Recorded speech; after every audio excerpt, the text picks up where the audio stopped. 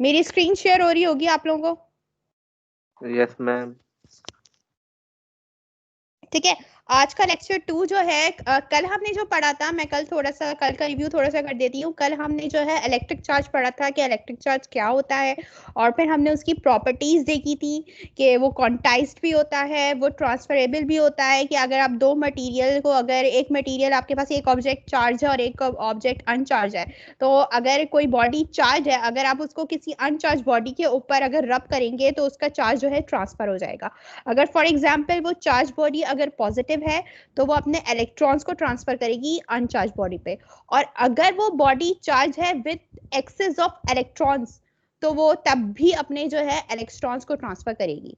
ठीक है। और फिर हमने देखी थी उसकी वो क्वांटाइज्ड होता है, क्योंकि हमारे पास जो है जो एक फॉर्मूला होता है Q is equals to N E. Q means आपके पास अमाउंट ऑफ चार्ज, N आपके पास नंबर ऑफ इलेक्ट्रॉन्स, और E आपके पास उस एक इलेक्ट्रॉन का चार्ज होता है। क्योंकि हमें नहीं पता होता कि कितने इलेक्ट्रॉन्स मौजूद हैं, तो हम उसको कहते हैं कि ये का बात की जाती है कि चार्ज जो है एक क्वांटाइज्ड जो है, उसकी प्रॉपर्टी क्या है कि वो क्वांटाइज्ड होता है, क्योंकि जितने नंबर ऑफ इलेक्ट्रॉन्स होंगे उतने ही टोटल चार्जेस होंगे। फिर हमने देखी थी उसकी एक प्रॉपर्टी कि वो हमारे पास जो है एनर्जी भी रेडिएट करता है, क्योंकि हमारे पास ऐसा होता है कि आपके पास कोई भी इलेक्ट्रॉन अगर इलेक्ट्रिक चार्जेस मौजूद हैं, अगर लाइक चार्जेस हैं तो वो एक दूसरे को क्या करेंगे, रिपेल करेंगे।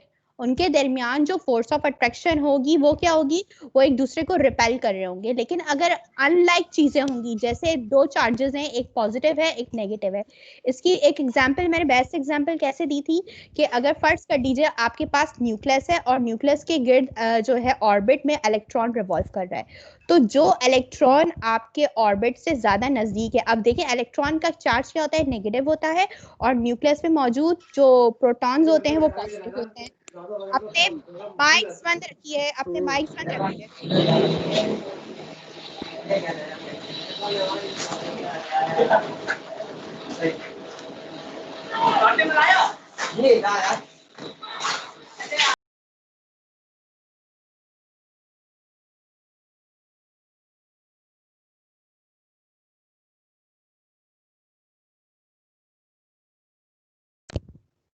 तो होगा क्या कि जो है हम बात कर रहे थे कि आपके पास क्या है, न्यूक्लियस में मौजूद प्रोटॉन्स होते हैं, उनका नेचर क्या होता है, वो पॉजिटिव होते हैं, और इलेक्ट्रॉन जो होते हैं वो नेगेटिवली चार्ज होते हैं। तो इलेक्ट्रॉन नेगेटिव है और प्रोटॉन पॉजिटिव को क्या करेंगे, टाइटली बाउंडेड करके रखेंगे, यानी उनके दरमियान फोर्स ऑफ अट्रैक्शन ज्यादा होगी।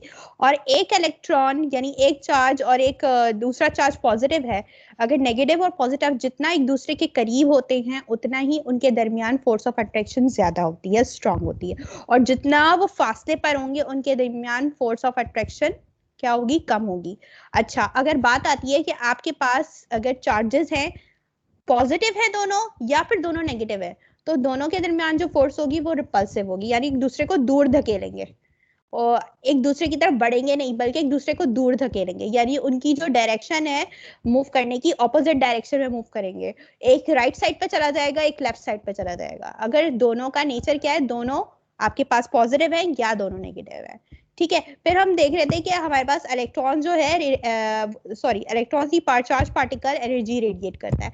अब एनर्जी रेडिएट करने में हमने 3 कंडीशंस देखी थी कि अगर हमारे पास चार्ज पार्टिकल रेस्ट की हालत में है, ठीक है, अब हमारे पास भी हमें जो है दो किस्म की फील्ड्स होती हैं, एक इलेक्ट्रिक फील्ड होती है, एक मैग्नेटिक फील्ड होती है। इलेक्ट्रिक फील्ड हमें तब मिल रही होती है जब हमारे पास चार्जेस जो है रेस्ट की हालत में होते हैं। ठीक है।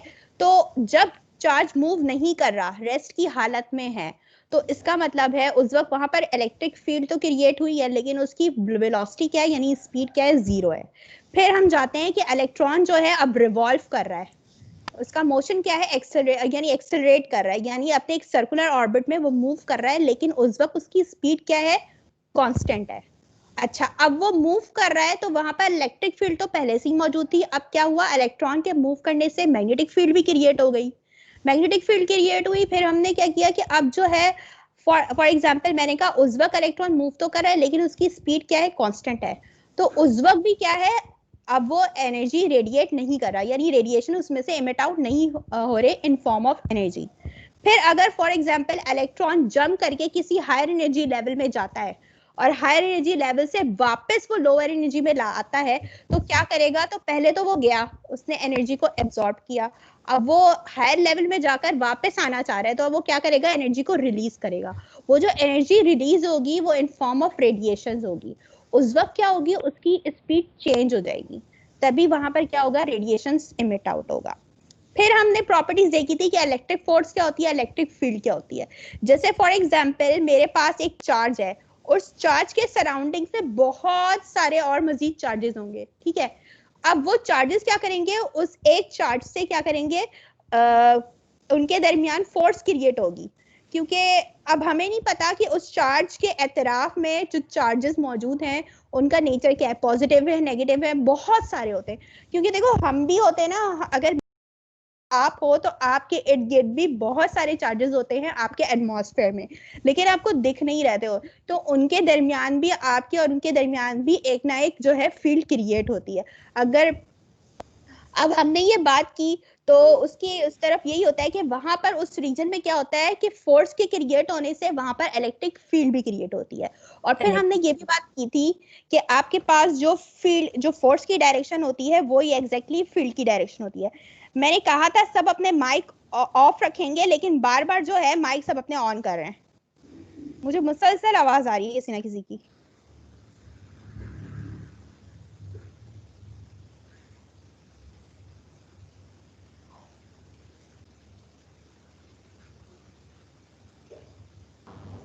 मेजबानी गाड़ी पर खुला हुआ है। एक मिनट, अभी और लोगों ने ज्वाइन किया है, मैं उनको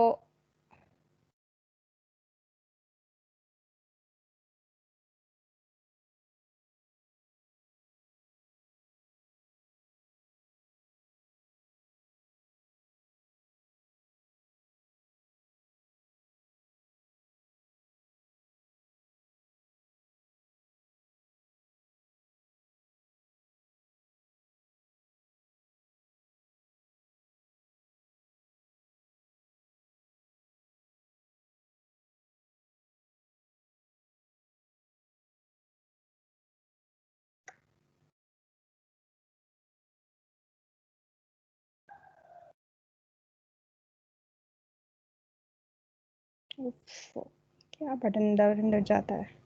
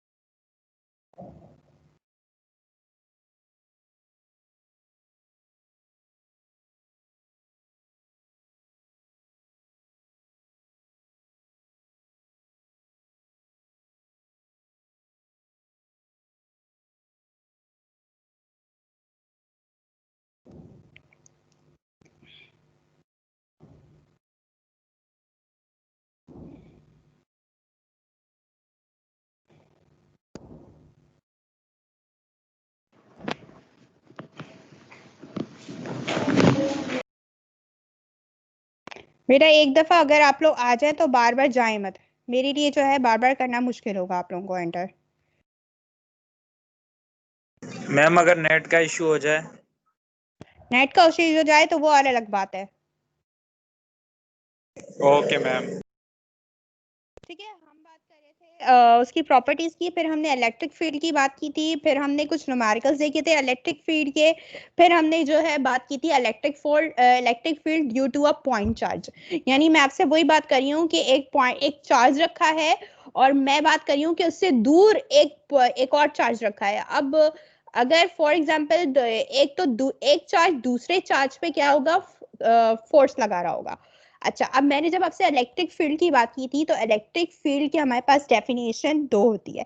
एक डेफिनेशन जो बहुत आसान सी होती है वो होती है फोर्स पर यूनिट चार्ज। यानी कहने का मतलब है उस चार्ज पे कितनी फोर्स लग रही है, आया उस रीजन में कोई भी दूसरा जो है चार्ज है वो उस ऑब्जेक्ट पे कितनी फोर्स लगा रहा है, वो क्या है, उस रीजन में जो फोर्स क्रिएट हुई है वो क्या उसकी असल में इलेक्ट्रिक फील्ड है, और फोर्स और इलेक्ट्रिक फील्ड की जो डायरेक्शन होती है वो सेम होती है। ठीक है, फिर हमने बात की थी कि पॉइंट चार्ज की हमारे पास वो टेस्ट चार्ज की वजह से आया था, आप लोग उसको थोड़ी सी उसकी जो है वो डेरिवेशन है वो आप लोगों को रिकॉर्डेड लेक्चर्स में मिल जाएगी। फिर हमने देखा था डायपोल मूवमेंट। डायपोल मूवमेंट क्या होता है कि हमारे पास दो अगर चार्जेस हैं, एक पॉजिटिव है और नेगेटिव है, उनके दरमियान का जो डिस्टेंस होता है वो डिस्टेंस d यानी separation between two charges and the amount of both the charges multiplied by the separation यानी q। आपके पास दोनों चार्जेस का क्या है, अमाउंट है। दोनों चार्जेस आपके पास हैं तो ऑपोजिट साइन के, लेकिन उनका मैग्नीट्यूड सेम है, यानी मैग्नीट्यूड क्या है, q है। और फिर आपके पास उनके दरमियान का जो सेपरेशन है वो क्या है, d।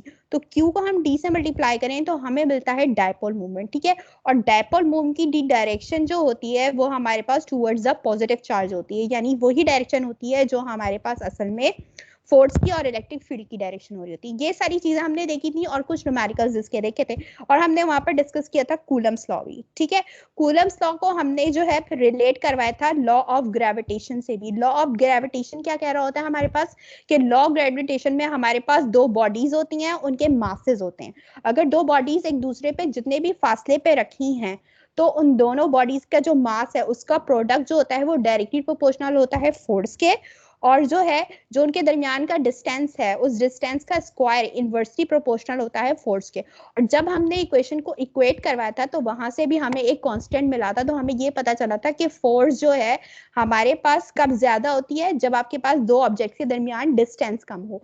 इसी तरीके से अगर हम बात करें कूलम फोर्स की, कूलम फोर्स में हमारे पास और ग्रेविटेशनल फोर्स में फर्क क्या है। कूलम फोर्स में हमारे पास चार्जेस की बात हो रही होती है, और जब हम लॉ ग्रेविटेशन लॉ की बात करते हैं तो वहां पर न्यूटन्स लॉ ऑफ ग्रेविटेशन की बात करते हैं तो वहां पर हम ऑब्जेक्ट के मासेस की बात कर रहे होते हैं। ठीक है, लेकिन दोनों का एक ही चीजें सेम है, सिर्फ फर्क सिर्फ एक चीज का आपके पास कि जो लॉ ऑफ ग्रेविटेशन होती है वो ऑलवेज अट्रैक्टिव होती है, क्योंकि वो दो ऑब्जेक्ट्स के दरमियान होती है और हम वहां पर फोर्स ऑफ ग्रेविटेशन फाइंड कर रहे होते हैं, ग्रेविटी की फोर्स को फाइंड कर रहे होते हैं कि जो अगर दो ऑब्जेक्ट हैं उनके दरमियान जो ग्रेविटेशनल फोर्स है वो कैसी है। और जो अगर हम चार्जेस की बात करें, क्योंकि चार्जेस का हमें असल में नहीं पता होता कि नेचर क्या है, आया वो पॉजिटिव है यानी आया वो जो है वो सेम नेचर के हैं, पॉजिटिव है या दोनों ही नेगेटिव है या दोनों ऑपोजिट हैं। तो अगर हमारे पास क्या होता है कि हमारे पास फिर कूलम्स लॉ का जो फोर्स होता है यानी जो इलेक्ट्रोस्टैटिक फोर्स होती है वो अट्रैक्टिव भी होती है, रिपल्सिव भी होती है। अट्रैक्टिव कब होगी, जब आपके पास ऑपोजिट साइन के चार्जेस हो, और रिपल्सिव कब होगी, जब आपके पास दोनों ही चार्जेस जो हैं सेम हो। तो ये सारी चीजें कल हमने डिस्कस की थी। अब हम जो पढ़ने जा रहे हैं वो हम आज का लेक्चर पढ़ने जा रहे हैं। कल मैंने आप लोगों को डायपोल मूवमेंट पर आके छोड़ा था, और अब मैं स्टार्ट करने जा रही हूँ। हम यहाँ पर इलेक्ट्रिक फील्ड की कुछ एप्लीकेशन देखेंगे। कंटिन्यूअस चार्ज डिस्ट्रीब्यूशन, डिस्ट्रीब्यूशन से यहाँ पर मुराद होती है कि आप एक सरफेस की बात कर रहे हो। ठीक है, तो मेरे पास तीन किस्म की जो है चार्ज डेंसिटी होती है। पहले मैं इसको थोड़ा सा बता देती हूँ कि इसमें है क्या। ठीक है, अब मैं कल का लेक्चर मैंने आप लोगों को एक रिव्यू दे दिया, अब मैं जो हूँ प्रॉपर जो है अपना आज का लेक्चर स्टार्ट करने जा रही हूँ। कल का लेक्चर का रिव्यू मैंने इसलिए दिया क्योंकि आज की चीजों में आपको फिर वो चीजें जो है याद रहे। When we deal with continuous charge distribution, it is discrete. We can generalize the definition of electric field. We simply divide the charge into infinitesimal element. Infinitesimal element से मुराद है कि अगर आपने फॉर एग्जांपल एक सरफेस ले लिया, इस सरफेस की मुराद जैसे कि मैं आपसे कहूँ कि आपकी मोबाइल की स्क्रीन या मेरे लैपटॉप की स्क्रीन, उस वो क्या है, एक पूरा एक सरफेस है। तो उसको अगर मैं छोटे छोटे हिस्सों में डिवाइड कर दूं, अब मुझे नहीं पता उस पर कितने चार्जेस हैं, तो मैं कहूंगी उस पर चार्जेस कितने हैं, इनफाइनाइट चार्जेस हैं, और मैंने उन इनफाइनाइट चार्जेस को नाम दे दिया इनफाइनाइटेसिबल एलिमेंट। ठीक है, तो अब मैं उसके हर छोटे छोटे अगर हिस्से, हर हिस्से की क्या मिल जाएगी, इलेक्ट्रिक फील्ड मिल जाएगी हर हिस्से की, क्योंकि हर पॉइंट पे कोई ना कोई चार्ज मौजूद होगा। और अगर मैं हर पॉइंट की इलेक्ट्रिक फील्ड को जब प्लस करूं तो मुझे वो टोटल इलेक्ट्रिक फील्ड मिल जाएगी, जब मैं आपसे बात कर रही थी कि एन पॉइंट चार्जेस की। खैर वो तो एक अलग चीज थी, यहाँ पर आप बात कर रहे हैं चार्ज डिस्ट्रीब्यूशन की। अच्छा, the field The resultant field at point is taking form from the superposition principle by adding, that is integrating. ठीक है, हमारे पास जो है अगर फॉर एग्जांपल एक सरफेस दिया हुआ है, जैसे कि हमारा एक ऑब्जेक्ट ले लिया, मैंने एक शीट ले ली। अब मैं कह रही हूँ कि मुझे नहीं पता कि इस शीट की इलेक्ट्रिक फील्ड कितनी है, मुझे ये भी नहीं पता कि इस सरफेस पे कितने चार्ज डिस्ट्रीब्यूट है, बस मैं ये कह रही हूँ कि इस पे ये इसकी जो फील्ड है वो इनफाइनाइट है। ठीक है, तो मैं क्या करूंगी, उसको उस पूरी शीट को मैं छोटे छोटे सेगमेंट्स में डिवाइड कर दूंगी। इसकी मिसाल कुछ इस तरीके से है, मैं ड्रॉ करके थोड़ा सा दिखाती हूँ कि फॉर एग्जांपल मेरे पास, फर्ज कर लें ये एक शीट है, मैंने इसको छोटे छोटे हिस्सों में डिवाइड कर दिया, ये डिवाइड कर दिया, और हर छोटे छोटे पार्ट पे ना मेरे पास जो है ना स्मॉल एलिमेंट की बात करूं तो हर स्मॉल एलिमेंट का जो चार्ज होगा वो dq होगा, और हर स्मॉल एलिमेंट की जो फील्ड होगी ना वो d होगी। और अगर इस पूरे सरफेस को मैं डिवाइड कर दूं इस स्मॉल एलिमेंट्स में, और हर स्मॉल एलिमेंट की फील्ड de का जब मैं सम लूंगी, तो सम असल में जब हम करते हैं तो हमारे पास मैथमेटिक्स में दो चीजें होती हैं। मैथमेटिक्स में एक होता है इंटीग्रेशन, एक होता है डिफरेंशिएशन। इंटीग्रेशन हमारे पास जमा यानी सम के लिए यूज करते हैं, तो यहाँ पर सम अगर मुझे करना है इस शीट के तमाम स्मॉल हर फील्ड का, हर सेगमेंट्स की फील्ड का, तो मैं क्या करूंगी कि वहां पर सम इसको भी कहते हैं, मैं यहाँ पर इंटीग्रेशन अप्लाई कर दूंगी। तो ये आपके पास क्या है, टोटल फील्ड है, और ये आपके पास क्या है, ये आपके पास वो फील्ड है जो हर सेगमेंट की होगी। इंटीग्रेशन अप्लाई करने का मतलब है कि आप इस पूरे सरफेस में स्मॉल सेगमेंट्स की हर फील्ड्स को आप क्या कर रहे हो, ऐड कर रहे हो, और आपने जो है उसको उसकी सम की जगह, समेशन की जगह आपने क्या लिख दिया, इंटीग्रेशन लिख दिया। तो मतलब उसका यही बनता है कि ये आपके पास टोटल फील्ड है इस सरफेस की, और उसको आप इंटीग्रेट कर रहे हो डीई। डीई का मतलब ये है कि इस पूरे हर स्मॉल सेगमेंट की जो फील्ड है वो क्या है, डीई है, और integration sum of all the fields of DE of the whole surface. अच्छा, अब है if we find the electric field in space, so we divide the electric field into their respective components. अगर मुझे किसी space में electric field find करनी है, यानी स्पेस से मुराद आपके पास एक्स और वाई एक्सिस होता है। फर्ज कर लीजिए ये एक्स है, ये वाई है, ये जेड है। ठीक है, तो मेरे पास अगर मेरी फील्ड अगर फॉर एग्जांपल यहाँ है इलेक्ट्रिक फील्ड, तो इसका y कंपोनेंट तो ये हो जाएगा, इसका x कंपोनेंट ये होगा, और इसका z कंपोनेंट क्या होगा, ये वाला होगा, ये वाला।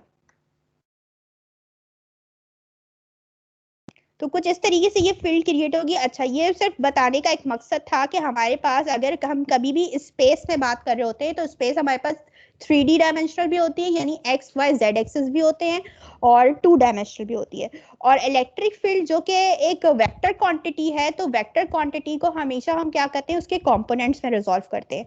तो मैंने अकॉर्डिंग टू कार्टेशियन कोऑर्डिनेट्स मैंने जो है इस पूरी टोटल फील्ड को क्या किया है, उसके उसके कंपोनेंट्स में रिजॉल्व कर दिया है। एक्स कंपोनेंट मेरे पास ये होगा, यहाँ पर मैंने एक थोड़ी सी मिस्टेक की है, बीच में इनके इक्वल्स टू नहीं लगा है, एक मिनट, यहाँ पर हमारे पास इक्वल्स टू लगेगा, जो कि मैंने टाइप करते हुए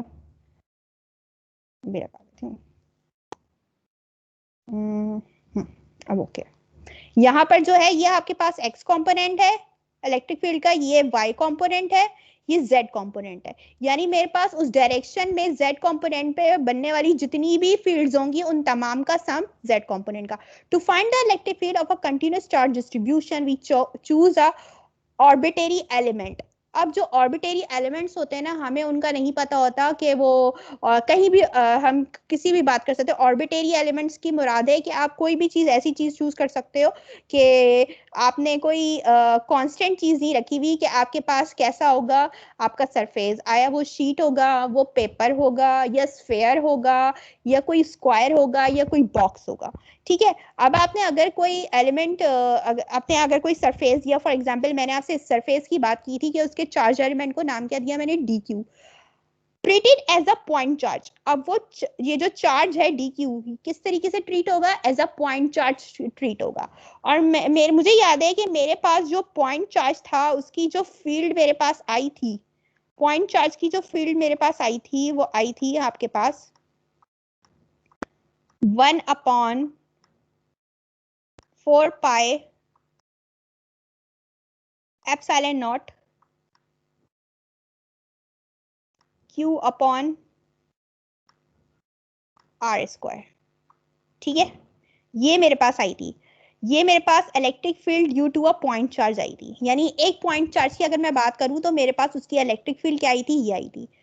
तो हमारे पास जो है अब चार्ज क्या है, dq है। अगर मैं दोनों साइड पे डिफरेंशियल अप्लाई कर दूं, देखो यही ये वाली इक्वेशन वो एग्जैक्टली यही लिखी हुई है, यही वो जो है तो इक्वेशन जो मैंने यहाँ बताई है आपको वो यहाँ लिखी है। अब मैंने क्या किया, दोनों साइड पे अगर मैं डिफरेंशियल अप्लाई कर दूं तो दोनों साइड पे d से मैं जो है मैं मल्टीप्लाई करूंगी, यानी टोटल। और मेरे पास अब मैं बता रही हूँ नीचे के डिस्क्रिप्शन में क्या है।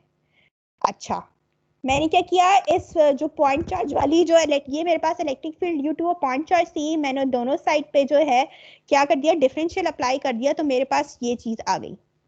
अब इसमें r क्या है, r is the distance between from the charge element to the point.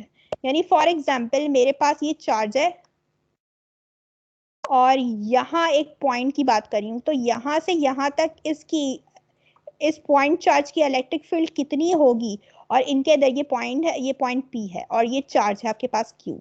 ठीक है, तो इनके दरमियान का जो डिस्टेंस है ना, इस वक्त मैंने कहा कि वो R है। ठीक है, अब मैं ये पॉइंट क्यों बना रही हूँ, क्योंकि मैं इस पॉइंट पे इस इलेक्ट्रिक मैं इस पॉइंट से यहाँ तक का जो है मैं फाइंड करना चाह रही हूँ कि यहाँ पर इलेक्ट्रिक फील्ड कितनी होगी। तो इनका डिस्टेंस क्या है, R है at point P from a linear distribution. अब लीनियर डिस्ट्रीब्यूशन क्या होती है, अगर आप लोग थोड़ा सा रिकॉल करें, हमारे पास थर्मल एक्सपेंशन का एक प्रोसेस होता है। थर्मल एक्सपेंशन में हमारे पास जो है 3 तरह की एक्सपेंशन होती है। एक होती है लीनियर, जिसमें हम बात कर रहे होते हैं लेंथ की, सिर्फ लेंथ की, यानी वो के 1 डायमेंशनल होती है। ठीक है, उसकी बेस्ट एग्जांपल क्या है, जैसे कि आपने ये रॉड देख ले, आपको ये डायग्राम नजर आ रही होगी, ये रॉड, ये जो रॉड नजर आ रही है, मैंने एक रॉड ले ली अगर लोहे की, तो वो क्या है, उसकी मैं सिर्फ लेंथ देख सकती हूँ ना, मैं उसका एरिया वेरिया बात नहीं कर रही, मैं सिर्फ सामने वाली इस स्पेस की बात कर रही हूँ, ये वाली चीज। तो ये क्या होगी, ये इसकी लेंथ है, तो ये क्या है आपके पास लीनियर डिस्ट्रीब्यूशन कहलाती है। और इस लेंथ पे, इस पूरी लेंथ पे मेरे पास इस रॉड की लेंथ पे, इस सरफेस पे मेरे पास जितने भी चार्ज डिस्ट्रीब्यूट हुए हुए होंगे वो उसकी कहलाएगी लीनियर चार्ज डेंसिटी।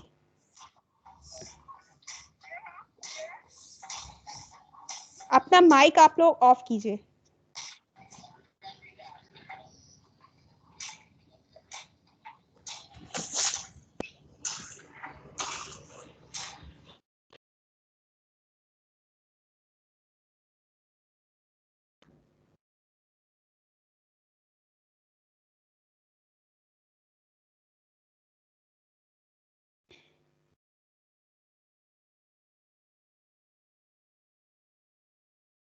मिस वो जो सेकंड स्टेप था वो जरा बता दीजिएगा।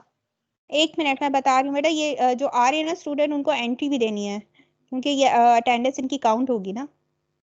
मैं जा रही हूँ उसी तरफ। मैंने लास्ट का रिव्यू जो है वो इसीलिए दिया है ताकि आप लोग को आसानी हो आज का लेक्चर समझने में जो आज आए हैं।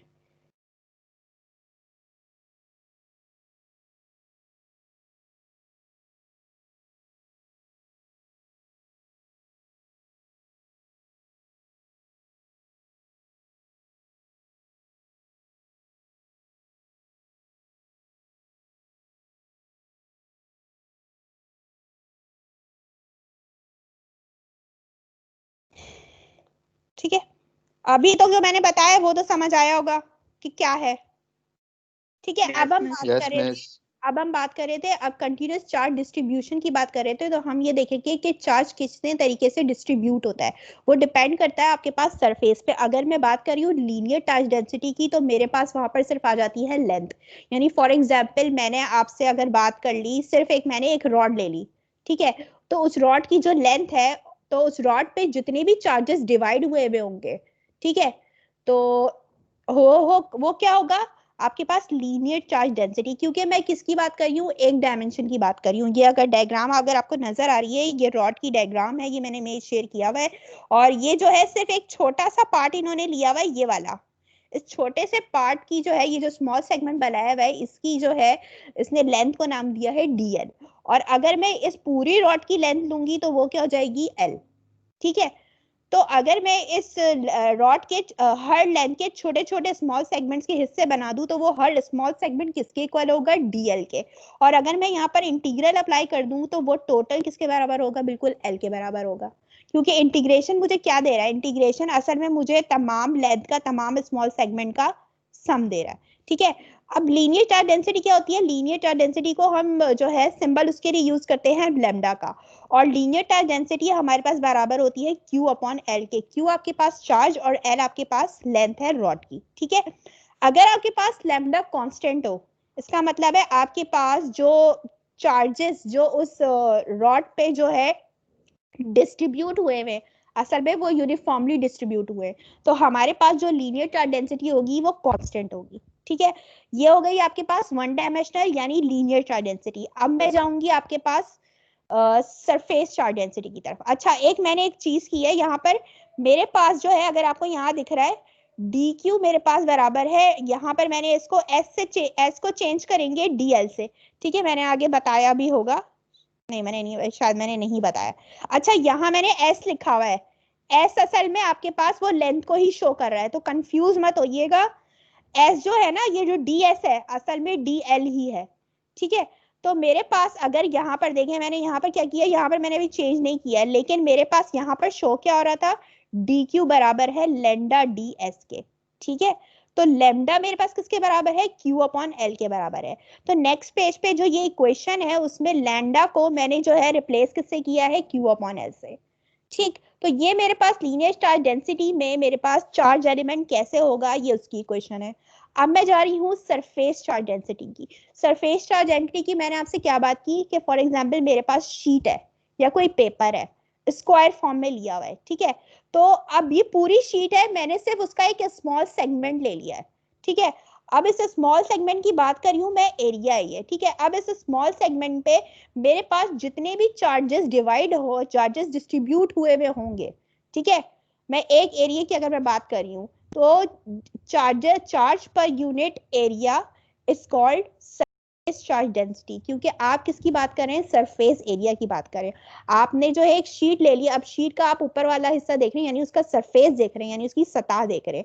अब अगर आप उसके एरिया की बात करेंगे तो वो आपके पास 2D डायमेंशनल होगा, यानी उसके पास आपके पास लेंथ भी होगी, आपके पास ब्रेथ भी होगी। वो जो था, हमने जब लीनियर चार्ज डेंसिटी की बात की थी तो वहां पर हमारे पास सिर्फ हम लेंथ की बात कर रहे थे। अब जो यहाँ पर जो है एरिया, ये आपके पास जो है 2D डायमेंशनल है, तो इसलिए आप इसको कहते हैं सरफेस चार्ज डेंसिटी। और सरफेस चार्ज डेंसिटी के लिए हम जो सिंबल यूज करते हैं वो सिग्मा का यूज करते हैं। ठीक है, इफ सिग्मा इज कांस्टेंट, अगर सिग्मा कांस्टेंट होगा इसका मतलब है चार्ज जो है इस पूरे सरफेस पे यूनिफॉर्मली डिस्ट्रीब्यूटेड होंगे। ठीक है, अब मैंने क्या किया, for a surface charge distribution, यहीं से मैंने अगर मैं इक्वेशन निकालूं, ए यहाँ डिवाइड हो रहा है, वहां जाके सिग्मा से मल्टीप्लाई हो जाएगा, तो ये क्या बन जाएगा मेरे पास, Q is equals to sigma A. ठीक है, अब मैंने आपसे क्या कहा है, ये जो सरफेस चार्ज डेंसिटी है मेरे पास ये क्या है, कांस्टेंट है, तो मैं डिफरेंशियल इस पे तो अप्लाई नहीं कर सकती। अगर मैं डिफरेंशियल अप्लाई करूंगी तो मैं Q और एरिया पे अप्लाई करूंगी, क्योंकि मेरे पास जो चार्ज डिवाइड है वो सरफेस पे डिवाइड हुए हैं। ठीक है, ये मैंने डिफरेंशियल अप्लाई कर दिया।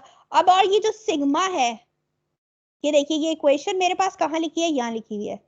अब ये जो मेरे पास सिग्मा है, सिग्मा मेरे पास किसके इक्वल था, Q अपॉन A के। तो मैंने इसी इक्वेशन में यहाँ Q सिग्मा की जगह QA की वैल्यू पुट कर दी। ये मेरे पास कहलाती है यूनिफॉर्म सरफेस चार्ज डेंसिटी। ठीक है, ये जिस पे हमारे पास सिग्मा जो है अब इस कंडीशन में क्या है, कांस्टेंट हो गया। फिर आती है आपके पास volume charge density. Volume charge density की हम बात करते हैं, जैसे कि हमने कोई भी सरफेस ले लिया, कोई भी ऐसा सरफेस ले लिया जो कि 3D डायमेंशनल हो, यानी मैं बात करूं सर्कल की, या मैं बात करूं एक बिल्डिंग की जो कि 3D डायमेंशनल होती है, जिसमें मेरे पास लेंथ भी होती है, ब्रेथ भी होती है और हाइट भी होती है, यानी मैं उसके वॉल्यूम की बात करूं। ठीक है, ऐसे ऑब्जेक्ट्स जिसमें मैं जो 3D डायमेंशनल हो और मैं उसमें बात कर सकूं वॉल्यूम की, तो वहां पर मेरे पास जो वॉल्यूम चार्ज डेंसिटी होती है, वहां पर चार्ज की जो डिस्ट्रीब्यूशन होती है वो पर यूनिट वॉल्यूम होती है। और वॉल्यूम चार्ज डेंसिटी के लिए जो सिंबल यूज होता है वो सिग्मा होता है। अच्छा, ये तो पूरा एक जो है सरफेस है, ठीक है, ये पूरा एक सरफेस है, इसकी कोई प्रॉपर जो है ना वो भी नहीं है शेप। अब मैंने इसमें एक पार्ट ले लिया, छोटा सा हिस्सा ले लिया, ठीक है। तो अब मेरे पास देखो इसकी लेंथ भी है, आपके पास इसकी ब्रेथ भी आ रही है और इसकी कुछ हाइट भी आ रही होगी, तो ये आपके पास 3D डायमेंशन है। अब मैं इन तीनों को मल्टीप्लाई करूंगी तो मुझे क्या मिलता है, वॉल्यूम मिलता है। और ये तो एक छोटा सा सेगमेंट है। तो मैंने आपसे क्या बात की, जैसे मैंने यहाँ की थी कि आपके पास इक्वेशन क्या है, सिग्मा, सॉरी ये रॉ, आप इसको बोलते हो रॉ, ये बराबर है आपके पास Q अपॉन V के, यानी चार्ज पर यूनिट वॉल्यूम। अब मैंने क्या किया, V यहाँ डिवाइड हो रहा है, वहां जाके मल्टीप्लाई हो जाएगा, तो ये यूं बन जाएगा। मेरे पास क्या है, मैंने वही कंडीशन यहाँ पे भी लगाई है कि मेरे पास जो है अगर रॉ कांस्टेंट हो जाए, मेरी जो है वॉल्यूम चार्ज डेंसिटी कांस्टेंट हो जाए, तो मैं क्या करूंगी, दोनों साइड पर मैंने डिफरेंशियल अप्लाई कर दूंगी। अब मेरे पास हुआ क्या है कि मेरे पास जो है रॉ तो कांस्टेंट हो गया, तो इस पे तो कुछ मैं डिफरेंशियल अप्लाई नहीं कर सकती, जो चीज कांस्टेंट होती है वो सेम रहती है।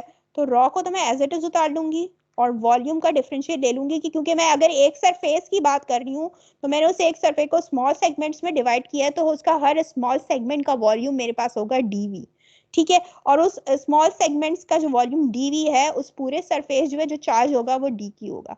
अब मैंने क्या किया, मेरे पास चार्ज किसके बराबर था, क्यू अपॉन वी के बराबर था।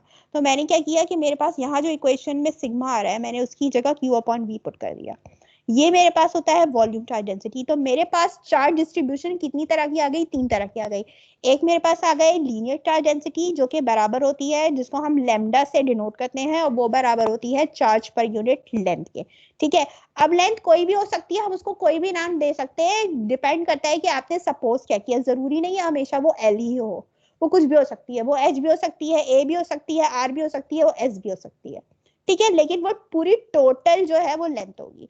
और फिर मैं बात करूं सरफेस चार्ज डेंसिटी की, तो सरफेस चार्ज डेंसिटी की जब हम बात करते हैं, हम बात कर रहे होते हैं सरफेस एरिया की, वो 2D डायमेंशनल होती है, ठीक है। उसमें हमारे पास जो सिग्मा सिंबल यूज होता है वो सिग्मा यूज होता है, और वो हमारे पास बात बराबर होती है चार्ज पर यूनिट एरिया के। इसी तरीके से आपके पास आती है वॉल्यूम चार्ज डेंसिटी, वो किसके बराबर होती है, चार्ज पर यूनिट वॉल्यूम के, क्योंकि वहां हम डील कर रहे होते हैं 3D डायमेंशनल से, ठीक है। तो 3 तरीके की डिस्ट्रीब्यूशन हो गई, यहां तक हमने पढ़ लिया। अब हम प्रॉपर जाएंगे कि हमारे पास, अब हम फाइंड करना चाह रहे हैं electric field due to an infinite line of charge. अच्छा, मैंने आपसे क्या बात की थी, मैंने आपसे एक बात की थी कि हमारे पास ये जो इक्वेशन आई है, ये वाली इक्वेशन, ये वाली इक्वेशन, अब इस इक्वेशन को जरा यहाँ देखें आप। हमारे पास इक्वेशन यहाँ, इसको मैंने शो नहीं यहाँ हो पर रही, दिखाया इसलिए, क्या हुआ, मेरी स्क्रीन शो नहीं हो रही। स्क्रीन शो नहीं हो रही, इस समय तो हो रही है फिलहाल। स्क्रीन जो फिर है ये फ्रीज हो आप गई है एक जगह, मसला लेट होगा लेट आपकी आ तरफ रहा से है। मसला होगा। अच्छा, मैं यहाँ पे देखती हूँ, मेरे एंट्री नहीं दी होगी, 1 मिनट।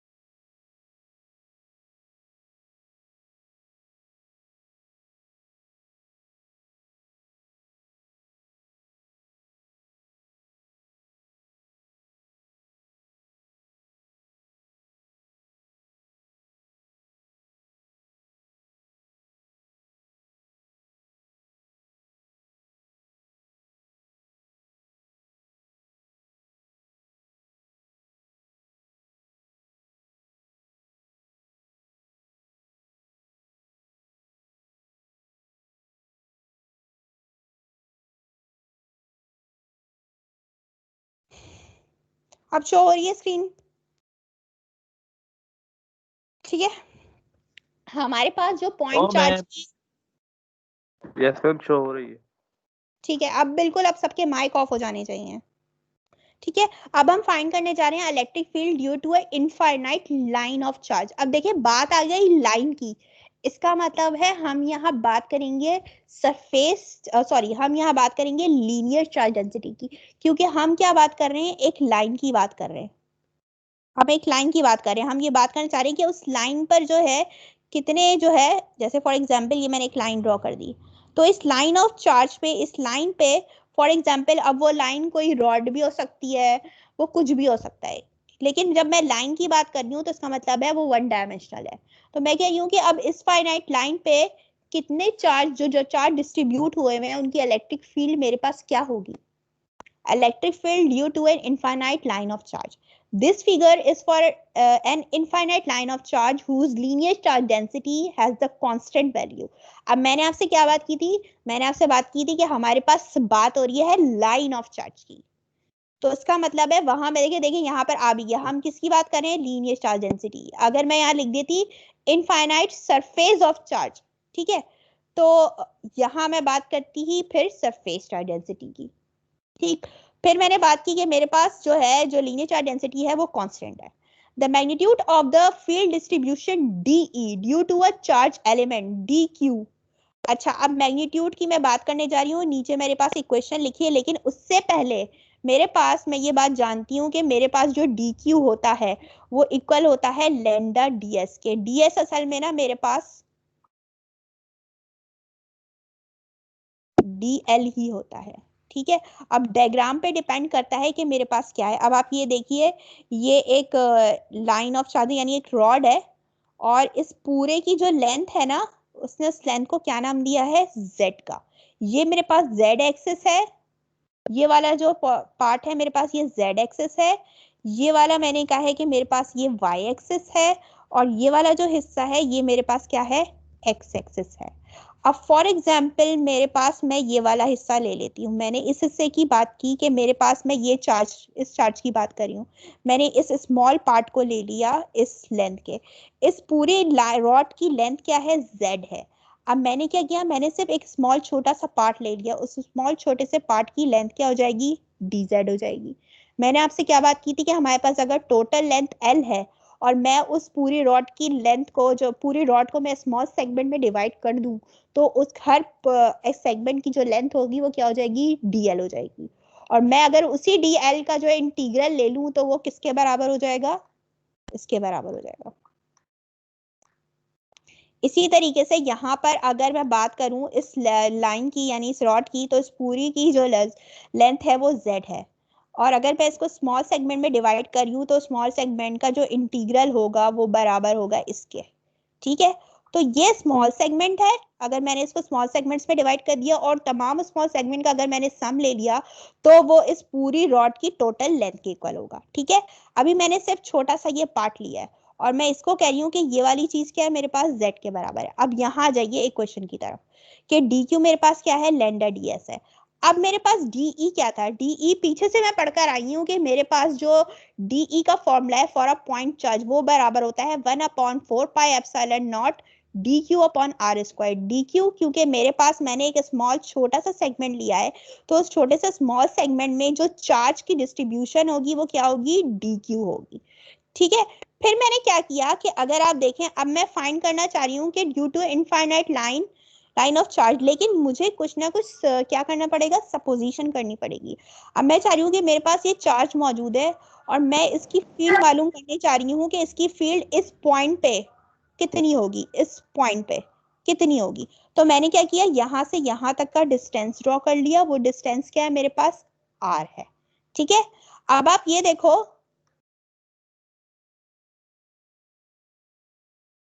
ये Y है, ये R है, और ये मेरे पास क्या था, ये Y एक्सिस था, और ये वाला पार्ट क्या था, मेरे पास Z एक्सिस था। तो इसकी जो लेंथ है वो क्या है, Z है मेरे पास, ये Y है, और ये मेरे पास एक्सिस है। जो मैंने ये ड्रॉ किया है, ये यहाँ से ड्रॉ किया है, तो ये वाला पार्ट मेरे पास क्या हुआ, ये थीटा हुआ, ठीक है। तो अब थीटा के जो, अब मेरे पास ये वाली साइड होगी, ये मेरे पास क्या होगी, या R, असल में मेरे पास ये हो जाएगा हाइपोटेन्यूज। हाइपोटेन्यूज क्यों कह रही हूँ, ये वाला एंगल जो है 90 डिग्री का है, क्योंकि मेरे पास ये ऐसा ट्राइंगल बन रहा है जो कि एक राइट ट्राइंगल है, और राइट ट्राइंगल में मेरे पास एक एंगल क्या होता है, 90 डिग्री का होता है, और उस 90 डिग्री के ऑपोजिट जो साइड होती है वो कहलाती है हाइपोटेन्यूज। ठीक है। और अगर फॉर एग्जाम्पल मैंने ये एंगल, ये वाला एंगल जो है थीटा, इसको थीटा कंसिडर किया है, तो ये मेरे पास जो है वो बेस हो जाएगा। बेस के लिए मैं बी का सिंबल यूज कर रही हूँ, और ये मेरे पास क्या हो जाएगा, परपेंडिकुलर यानी पी। और अकॉर्डिंग टू पाइथागोरस थ्योरम मेरे पास हाइपोटेन्यूज क्या है, आर। पाइथागोरस थ्योरम कहता है कि आपके पास जो है हाइट का हाइपोटेन्यूज का स्क्वायर बराबर है परपेंडिकुलर का स्क्वायर प्लस बेस के स्क्वायर के। ठीक है। ये क्या किया, मेरे पास हाइपोटेन्यूज आर है, मेरे पास आर का स्क्वायर, परपेंडिकुलर क्या है मेरे पास, जेड का स्क्वायर, और बेस क्या है मेरे पास, y का स्क्वायर। तो ऊपर मैंने यही किया है, अगर ये आपको नजर आ रहा है तो मैंने यहाँ यही किया, और अगर मैंने यहाँ पर स्क्वायर रूट अप्लाई कर दिया तो स्क्वायर रूट इसके ऊपर आ जाएगा, और यहाँ क्या हो जाएगा आपके पास, ये अगर मैं, ये r मेरे पास आ जाएगा under root Z square plus Y square. ये आगे पीछे हो सकता है, इसका कोई मसला नहीं है। फिर क्या किया मैंने, इस वैल्यू को उठा के अपनी क्वेश्चन नंबर 1 में जहां मेरे पास आर स्क्वायर मौजूद है वहां मैंने पुट कर दिया। ठीक है। यहाँ तो मेरे पास r की वैल्यू निकाली है ना, तो मैंने आपको आर स्क्वायर भी निकाल के दिखा दिया है कि अगर मैं स्क्वायर दोनों साइड पे स्क्वायरिंग कर दूंगी तो स्क्वायर रूट हट जाएगा, तो आर स्क्वायर किसके बराबर हो जाएगा, Z square plus Y square के। ठीक है। The vector has resolved into its component। अब वेक्टर जो है DE रिजॉल्व हो गया इसके कंपोनेंट में। अच्छा, अब मेरे पास देखो ये डायग्राम है, इन सबको मैं जरा रब कर देती हूँ। ठीक है। अब मैंने क्या किया, मेरे पास जो है आपसे बात की थी मैंने, ये R, ये Y, मेरे पास Q चार्ज यहाँ है, मेरा पॉइंट P जो है वो यहाँ है। ठीक है। और ये मेरे पास साइड क्या ला रही है, Z, और ये मेरे पास एंगल थीटा है। ठीक। अब मैं बात कर रही हूँ कि मैंने वेक्टर डी, जाहिर है अब मेरे पास इस डायरेक्शन में फील्ड है, फील्ड इस डायरेक्शन में, तो ये फील्ड मेरे पास यहाँ तक जाएगी पूरी। तो मेरे पास अगर ये डायग्राम देख लीजिए तो ये वाला एंगल जो मेरे पास, जाहिर है मैं यहाँ से यहाँ तक मेरे पास जो है Q और P के दरमियान एक फील्ड क्रिएट हुई है। ठीक है। तो मैंने उस फील्ड को नाम दिया है DE का, क्योंकि मैं बात कर रही हूँ एक स्मॉल सेगमेंट की। ठीक है। तो अब मैंने अगर फील्ड की डायरेक्शन मेरे पास क्या है, ये वाली है, मैं इसको यहाँ भी ड्रॉ करती चली जा रही हूँ ताकि आपको सही से समझ में आ जाए। ठीक है। अगर मैं उसको उसके कंपोनेंट में रिजॉल्व करूं तो क्या होगा, ये z कंपोनेंट है, ये आपके पास z एक्सिस है, ये y एक्सिस है, तो एक तो मेरे पास ये वाला पार्ट होगा, ठीक है, जो कि DEY कहलाएगा, ये लिखा हुआ है मैंने, और ये वाला जो पार्ट होगा ये मेरे पास DEZ कहलाएगा। ठीक है। तो ये आपके पास आ गया इसका ये कंपोनेंट और ये कंपोनेंट, x इस डायरेक्शन में। अब मेरे पास ये क्या है, एंगल थीटा है। अब अगर मैं फॉर एग्जांपल मैंने आपसे ये बात की, अगर मेरे पास ये DEZ है तो मेरे पास ये वाला पार्ट भी DEZ होगा, और ये एंगल मेरे पास क्या है, अब मैं इसको इस तरह रख लेती हूँ आपके लिए आसानी के लिए, मैं इसको इस तरह ड्रॉ करके दिखा देती हूँ। ये मेरे पास DE है, ये DE आपके पास क्या है, Z है, और ये आपके पास क्या है, DEY है, और आपका एंगल कहाँ है, ये वाला एंगल थीटा है। ठीक है। इस एंगल के रिस्पेक्ट से मैं बात करूं तो ये मेरे पास बेस होगा, ये परपेंडिकुलर होगा, और ये मेरे पास हाइपोटेन्यूज होगा। ठीक है। हमारे पास DE वेक्टर है, फील्ड इलेक्ट्रिक फील्ड वेक्टर है, और हमने उसको उसके कंपोनेंट में रिजॉल्व किया है, एक ये वाला कंपोनेंट है और एक ये वाला कंपोनेंट, y कंपोनेंट और z कंपोनेंट। इस थीटा एंगल के रिस्पेक्ट से, जो कि इस एक्सिस से y एक्सिस से यहाँ तक का जो एंगल है वो थीटा बन रहा है, तो मेरे पास ये वाला जो है इसका ये कंपोनेंट ये वाला है, तो इस थीटा की स्पेस से ये वाला जो साइड होगी ये बेस कहलाएगी। अगर मैं ये वाला एंगल कंसीडर कर रही हूँ तो इसके नीचे वाली साइड मेरे पास बेस हो जाएगी और इस एंगल के ऑपोजिट साइड मेरे पास परपेंडिकुलर हो जाएगी। हाइपोटेन्यूज कांस्टेंट रहता है, परपेंडिकुलर और बेस चेंज होता रहता है। ठीक है, अब मेरे पास थीटा ये है, मैं निकालना चाह रही हूँ कि मेरे पास कॉस थीटा मेरे पास बराबर होता है hypotenuse upon, sorry hypotenuse base upon hypotenuse. एक मिनट,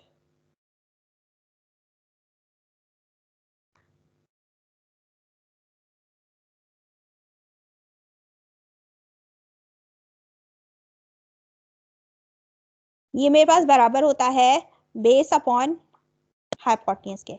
ठीक है, अब मेरे पास बेस क्या है डी वाई अपॉन और हाइपोटेन्यूज क्या है डी, तो कॉस थीटा मेरे पास हो जाएगा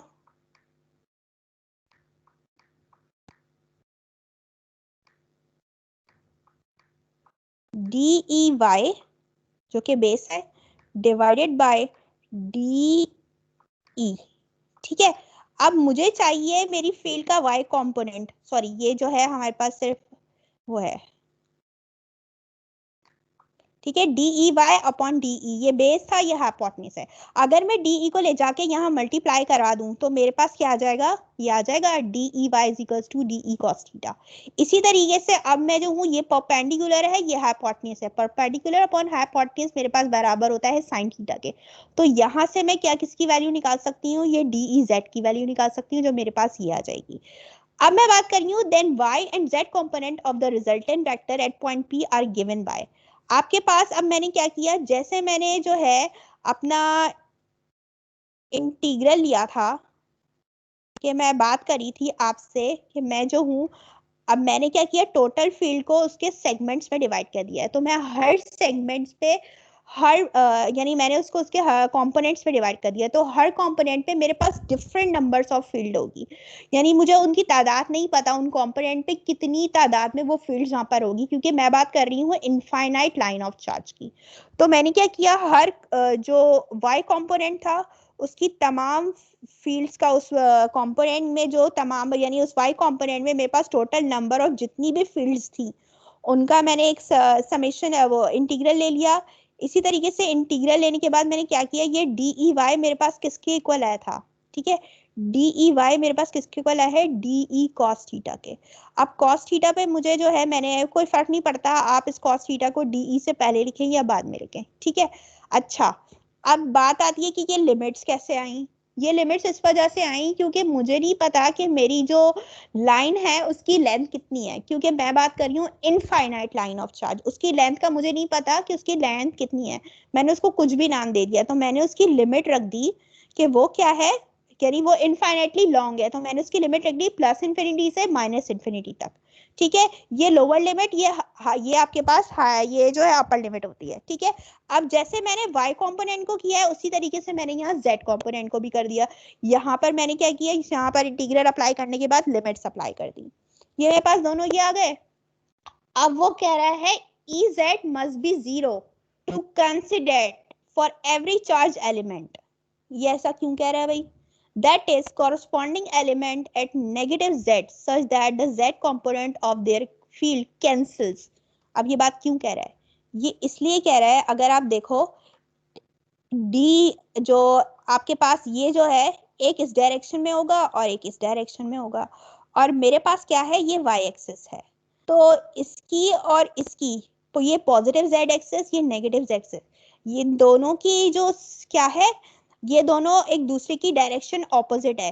अब दोनों क्या करेंगे, अगर तो एक दूसरे के इफेक्ट को कैंसिल आउट करेंगे। इसको हम कैसे इस तरह ले सकते हैं कि Newton third of law of motion कहता है कि आपके पास एक्शन और रिएक्शन, यानी मैंने एक बॉल फेंकी दीवार की तरफ, अब दीवार की तरफ लगने जाएगी फिर वो बाउंस बैक होके मेरी तरफ आएगी, तो उनका दोनों फोर्सेस हैं तो सेम लेकिन दोनों की डायरेक्शन अलग है। इसी तरीके से मेरे पास अगर मैं इनको देखूं according to Newton third law, ये जो डी जेड है ये इस डायरेक्शन में और इस डायरेक्शन में, दोनों क्या है ऑपोजिट डायरेक्शन में है, तो अगर मैं दोनों का सम करूंगी तो इसका सम 0 आएगा। तो इसका मतलब है मेरे पास ये जो ये वाली जो चीज होगी, ये वाला पार्ट, ये 0 हो जाएगा। तो इसका मतलब है मेरे पास जो सिर्फ मेरे पास फील्ड मिल रही होगी वो सिर्फ किस पे मिलेगी, y कंपोनेंट पे मिलेगी। और अगर आप देखिए, अगर मैं बात करूं इस वाले पार्ट की, तो यहाँ पर भी जो मुझे EY मिलेगा वो भी इसी डायरेक्शन में मिलेगा। जब मैं पॉजिटिव DZ की बात करती हूँ, ये वाला पार्ट की बात करती हूँ, तो मेरे पास EY, ये DEY तब भी इसी डायरेक्शन में आता है। और जब मैं इस वाले पार्ट की बात करती हूँ तो मेरे पास तब भी EY इसी डायरेक्शन में आता है। तो इसका मतलब है DEY मैं पॉजिटिव लूँ या नेगेटिव लूँ, मेरे पास दोनों साइड पे डायरेक्शन क्या आ रही है, सेम आ रही है, क्योंकि मैं इस एंगल की बात कर रही हूँ, इस वाले पार्ट की, ये वाला पार्ट और ये वाला पार्ट। तो इस पे जो ये DEY है, ये दोनों जो है पार्ट में आपके पास पॉजिटिव है। जब आपके पास DEZ, Z एक्सिस पॉजिटिव या नेगेटिव हो, आपके पास DEY हमेशा क्या रहेगा, पॉजिटिव रहेगा। और दोनों का सम अगर मैं कर दूं, दोनों के यदि दो DEY मुझे मिल रहे हैं, मैंने दोनों का सम कर दिया, देखो यहाँ पर लिखा हुआ भी है, from the top and the bottom halves of the rods are equal, यानी 2 EY होंगे मेरे पास।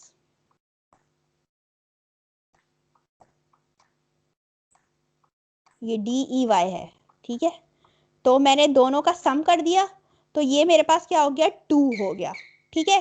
तो इसका मतलब है मुझे टोटल फील्ड क्या मिल रही है, टोटल फील्ड सिर्फ मुझे Y डायरेक्शन में मिल रही है, Z डायरेक्शन में वो खत्म हो चुकी है, ठीक है। अब मैंने जब बात की, मुझे पता चल गया कि अब मेरे पास जो फील्ड है वो सिर्फ Y डायरेक्शन में है। तो अब मैंने क्या किया, अब माइनस इन्फिनिटी वाली कंडीशन को मैंने हटा दिया, क्योंकि मुझे पता चल गया कि मेरा जो पॉइंट स्टार्ट हो रहा है उसका ओरिजिन क्या है, स्टार्टिंग पॉइंट यहाँ से। तो मेरे पास जो लोअर लिमिट हो गई वो मेरे पास जो है 0 हो गई है, और अपर लिमिट मेरे पास इन्फिनिटी है, क्योंकि मुझे नहीं पता मेरा पॉइंट कहाँ तक जा रहा है। 1 मिनट, मैं भी आप लोगों को थोड़ी देर में ज्वाइन करती हूँ, जरा सा वेट कीजिएगा।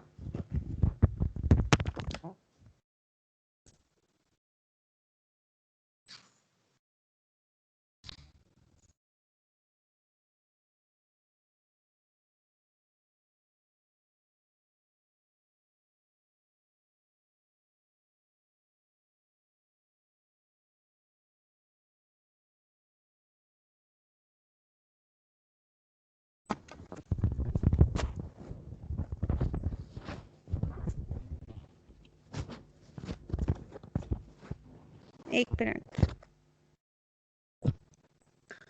तो हमारे पास हुआ क्या, हमने यहाँ इसको देखो 2 से मल्टीप्लाई किया है। तो मैंने आपसे क्या कहा था कि हमारे पास दोनों जो है ऊपर नीचे जो है हमारे पास EY डबल एक ही डायरेक्शन में मिलेगी। तो यहाँ पर हमारे पास ये हो गया, और ये हमारे पास बराबर था, यहाँ से अगर आप देखिए ये cos थीटा के बराबर था, ये वाला पार्ट। यहाँ हमने 2 से मल्टीप्लाई कर दिया। अब हमने क्या किया, इक्वेशन 2 को, ये वाली जो इक्वेशन 2 है, ये वाली इक्वेशन 2, इस चीज को उठाकर हमने कहाँ पुट किया, इक्वेशन नंबर 3 में पुट किया, किसकी जगह, इस DE की जगह। और DE हमारे पास बराबर था किसके, इसके बराबर था, तो मैंने उसको यहाँ पुट कर दिया, ठीक है। और जो चीजें कांस्टेंट थी, लैम्डा मेरे पास कांस्टेंट था, 4 पाई एप्सिलॉन नॉट, ये पूरी चीजें मेरे पास कांस्टेंट थी, तो मैंने क्या किया, इसको इंटीग्रल से पहले लिख दिया, ठीक है। इंटीग्रल के साथ मैं सिर्फ उन चीजों को लिखूंगी जिनके ऊपर मुझे डिफरेंशियल अप्लाई करना है। अब मैंने क्या किया, from the figure theta and Z are not independent, theta और जो जेड है वो इंडिपेंडेंट नहीं है। जेड तो मेरे पास वैसे तो खत्म ही हो चुका है, लेकिन मैं जब बात कर रही हूँ एंगल लेने की, मैं जब एंगल की बात कर रही हूँ तो मेरे पास होगा क्या, कि हमारे पास ये चीज थी कि अब मेरे पास ये कैसे आया, देखें आप, आपके पास जो है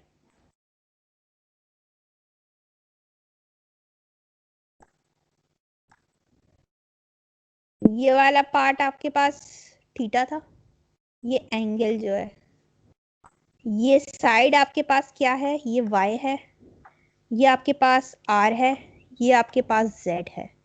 इस एंगल की रिस्पेक्ट से आपके पास ये बेस था, और ये आपके पास जो है क्या कहते हैं, परपेंडिकुलर था, और ये आपके पास क्या था, हाइपोटेन्यूज था, ठीक है।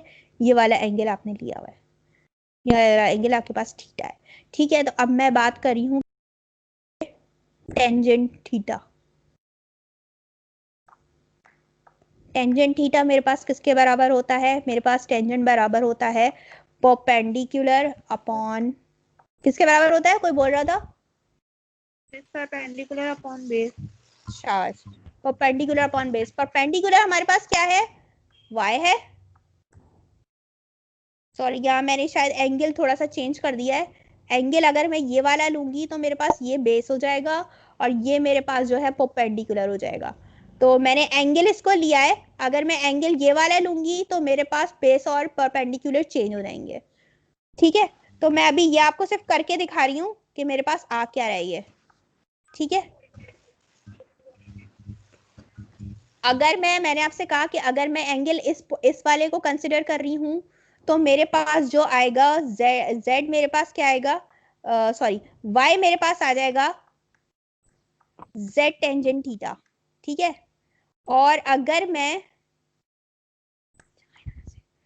मैं ये वाला एंगल कंसिडर करती हूँ, अगर मैं ये वाला एंगल कंसिडर करती हूँ तो मेरे पास क्या होगा, इस वाले एंगल की रिस्पेक्ट से ये मेरे पास जो है बेस होगा और ये वाला परपेंडिकुलर हो जाएगा। तो मेरे पास एग्जैक्टली z क्या आ जाएगा, y tangent theta. After differentiating, अच्छा अब मैंने क्या किया, मैंने इसको भी डिफरेंशिएट कर दिया। जब मैंने इसके ऊपर डिफरेंशियल अप्लाई किया तो ये आ गया dz इज इक्वल टू, अब मैं इसको जो डिफरेंशिएट कर रही हूँ यहाँ पर z है, यहाँ पर थीटा है, तो z और थीटा की रिस्पेक्ट से डिफरेंशिएट होगा ये एक साइड पे। तो फिर आपके पास टेंजेंट थीटा का जो डिफरेंशियल होता है वो होता है सीकेंड स्क्वायर थीटा। ठीक है, फिर अब मैंने क्या किया, मैंने इस वैल्यू को उठाकर जहां मेरे पास इक्वेशन नंबर 4 में dz है वहां मैंने y secant square theta D theta को पुट कर दिया, और जहां z का स्क्वायर है वहां मैंने इस वैल्यू का स्क्वायर पुट कर दिया। ये देखिए, अगर आप ये देखिए, ये वाली इक्वेशन मैंने यहाँ उतारी है और जहां मेरे पास dz था वहां मैंने dz की वैल्यू पुट कर दी है इक्वेशन नंबर 4 में, और जहां मेरे पास z स्क्वायर था वहां मैंने इसी चीज का स्क्वायर करके यहाँ पुट कर दिया।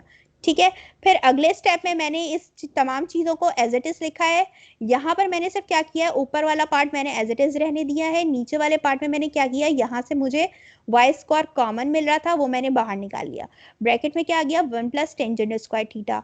फिर अगले स्टेप में मैंने क्या की, बिल्कुल यही चीजें एज इट इज लिख दी, ऊपर वाली चीज भी एज इट इज लिख दी। नीचे क्या किया मैंने, अब मेरे पास 1 प्लस टेंजेंट स्क्वायर थीटा का फॉर्मूला होता है, 1 प्लस टेंजेंट स्क्वायर थीटा मेरे पास बराबर हो जाता है सीकेंड स्क्वायर थीटा के। अब यहाँ पर मुझे एक चीज नजर आ रही है कि मेरे पास सीकेंड स्क्वायर थीटा ये दोनों कैंसिल हो जाएंगे और एक एक y कैंसिल हो जाएगा। अच्छा, अब ये जो y कैंसिल होगा मेरे पास क्या है, ये लेंथ है और ये भी कांस्टेंट है। तो मैंने अगले स्टेप में क्या किया, अगले स्टेप में मैं इसको ले गई हूँ कहाँ, इसको भी मैंने इंटीग्रल से पहले लिख दिया यहाँ। और अब क्या किया, मेरे पास डिफरेंशियल किसका आ रहा है, देखो डिफरेंशिएट में किस रिस्पेक्ट से करी हूँ, यानी इंटीग्रल में किस पे अप्लाई करूंगी, डी थीटा पे अप्लाई करूंगी। तो मैंने जो है इंटीग्रल के साथ सिर्फ किसको लिखा है, कॉस थीटा को लिखा है। अब जब मैं इस कॉस थीटा का को इंटीग्रेट करूंगी, पूरा सॉल्व करूंगी और ये लिमिट अप्लाई कर दूंगी, तो मेरे पास सॉल्व होने के बाद मैंने फाइनली इसमें यहाँ पर सिर्फ आंसर लिखा है, मैंने सॉल्व नहीं किया है। ये सॉल्व आप लोग खुद भी कर सकते हैं क्योंकि ये लोअर लिमिट है, अपर लिमिट है। ये थीटा π/2 यानी 90 डिग्री होगा, जब 90 डिग्री होगा तो जाहिर है वो जीरो हो जाएगा। अगर आप इसकी रिस्पेक्ट से करोगे तो ये जीरो कॉस जीरो जो हमारे पास क्या होता है, 1 होता है। तो आपके पास आफ्टर सॉल्विंग क्वेश्चन आपके पास electric field due to infinite line of charge क्या आ जाएगा, ये आ जाएगा। लैम्डा क्या है आपके पास, लीनियर चार्ज डेंसिटी है। ठीक है, at all the points in the xy plane a distance r from the line of charge, line distance क्या है आपके पास, r है। द फील्ड आपके पास क्या आ गई, ये आ गई जो हमने निकाली, और ये किसकी आई है, इनफाइनाइट लाइन की आई है, जिसमें हमारे पास r किसके इक्वल था, √x square plus y square, कुछ भी हो सकता है। Is the distance from the line of a charge at point C की। अभी हमारे पास हमने क्या लिया था, हमने yz प्लेन लिया था, तो हमारे पास r बराबर आ रहा था √z square plus y square की। लेकिन अगर पॉइंट P को हम अगर लें किस कोऑर्डिनेट में, एक्स वाई प्लेन में, तो हमारे पास r किसके इक्वल होगा, X square plus Y square के सम के इक्वल होगा। ये डेरिवेशन यहाँ खत्म होती है। अब हमारा न्यू टॉपिक स्टार्ट होता है इलेक्ट्रिक फ्लक्स का। ठीक है, इलेक्ट्रिक फ्लक्स क्या होता है, इलेक्ट्रिक फ्लक्स की बेस्ट एग्जाम्पल ऐसे है कि आपके पास, फर्स्ट कर लें आपके पास आपकी मोबाइल की स्क्रीन है ना, अब उस मोबाइल की स्क्रीन के सरफेस को कंसिडर करें कि वो एक सरफेस है। अब उसमें से जितनी इलेक्ट्रिक लाइन ऑफ फोर्सेस आपकी तरफ आ रही होंगी उसकी डायरेक्शन कंसिडर कर लीजिए। फॉर एग्जांपल आपने देखे ये सरफेस आपको दिख रहा है, अब इलेक्ट्रिक लाइन ऑफ फोर्सेस की जो डायरेक्शन है, इलेक्ट्रिक लाइन ऑफ फोर्सेस का मतलब है इलेक्ट्रिक फील्ड, उसकी डायरेक्शन क्या है, इस तरफ है।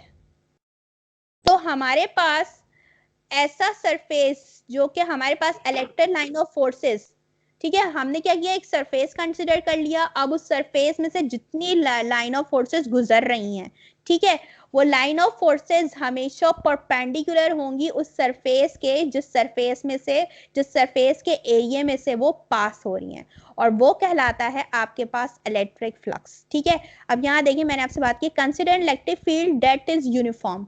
इलेक्ट्रिक फील्ड आपके पास यूनिफॉर्म है, यानी आपके पास वो कांस्टेंट है in both magnitude and direction.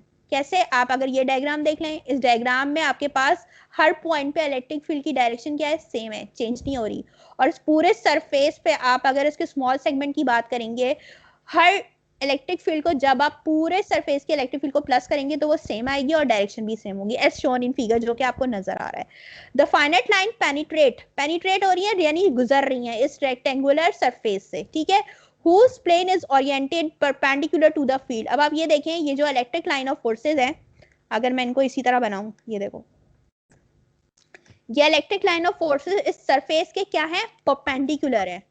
So it means the number of lines per unit area, यानी इस एरिया में से जितनी नंबर ऑफ लाइंस गुजर रही हैं is proportional to the magnitude of the electric field. वो क्या होगी, वो नंबर ऑफ लाइंस जो इस एरिया में से गुजर रही हैं वो असल में डायरेक्टली प्रोपोर्शनल होंगी इलेक्ट्रिक फील्ड के मैग्नीट्यूड के। Therefore total number of lines penetrating the surface is proportional to the product EA।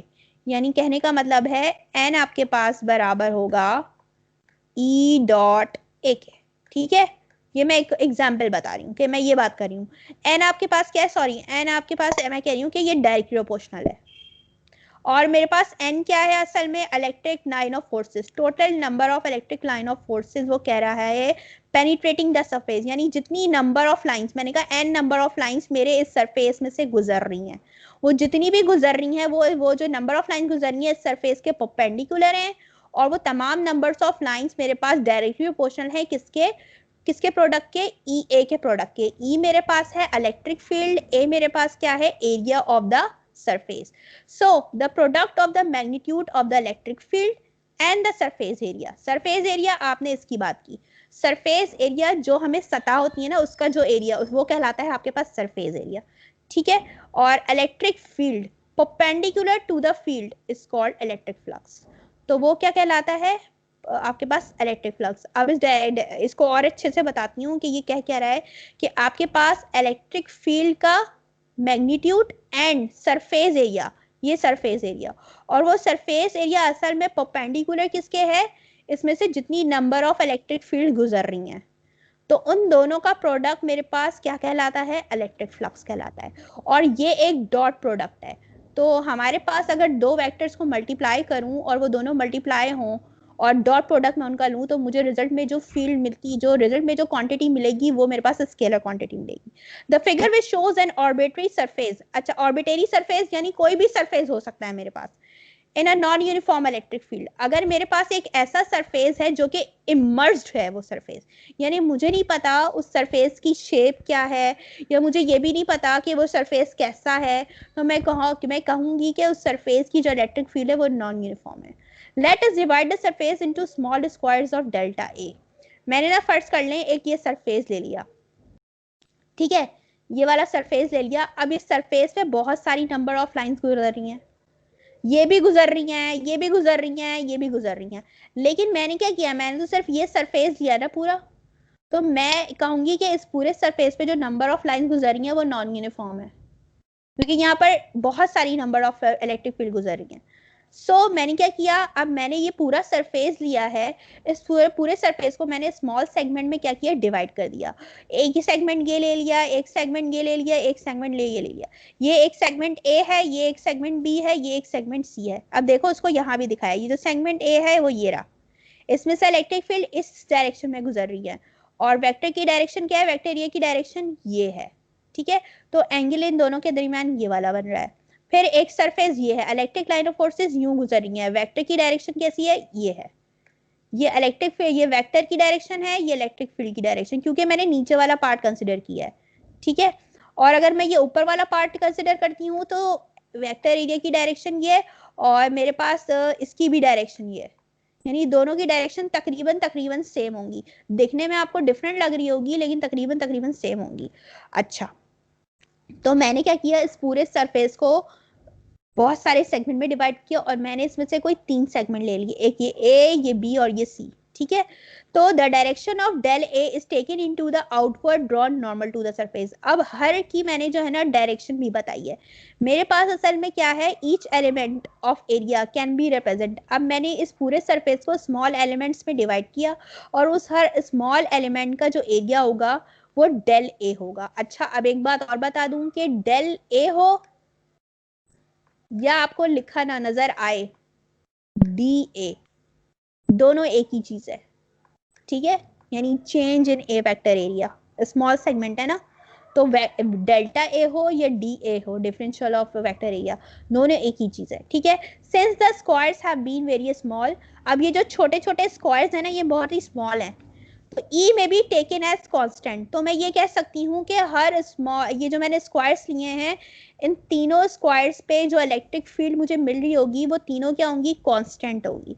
ठीक है, फ्रॉम ऑल द पॉइंट्स। मैं अगर फॉर एग्जांपल ये वाला पॉइंट ले लेती हूँ, ये वाला पॉइंट ले लेती हूँ, ये वाला पॉइंट ले लेती हूँ, ये वाला, हर उस पॉइंट पे मेरे पास इलेक्ट्रिक फील्ड क्या होगी, कांस्टेंट होगी through out the surface. Figure 2 shows an enlarge of 3। अब मैंने क्या किया, ये डायग्राम 2 थी, इसके मैंने 2-3 पार्ट्स लिए, तो वो ए बी सी मैंने हर हिस्से को दिखाया है। और हर स्क्वायर पे अगर मैं हर पॉइंट पे इलेक्ट्रिक फील्ड फाइंड करूंगी तो मेरे पास हर पॉइंट पे इलेक्ट्रिक फील्ड मुझे कांस्टेंट मिलेगी। क्योंकि मैं यहाँ क्या कह रही हूँ, मैं कह रही हूँ कि मेरे पास इलेक्ट्रिक, ये साइज इतना छोटा है ना, स्क्वायर्स मेरे पास इतने छोटे हैं, मेरे पास electric field throughout the surface all the points मेरे पास क्या होगी, कांस्टेंट होगी। ठीक है, अब आता है मेरे पास कि अगर थीटा ए के लिए, अगर आप ये वाला पॉइंट देखें, ये वाला एंगल देखें 90 डिग्री, तो यहाँ होगा। अब ये क्या है, एंगल मेरे पास 90 डिग्री से भी ज्यादा आ रहा है। अगर मेरे पास 90 डिग्री से ज्यादा हो तो ई की डायरेक्शन क्या होगी, इन्वर्ट होगी। यानी ई की डायरेक्शन आपके पास क्या होगी, इस डायरेक्शन में होगी, ये डायरेक्शन होगी इलेक्ट्रिक फील्ड की डायरेक्शन।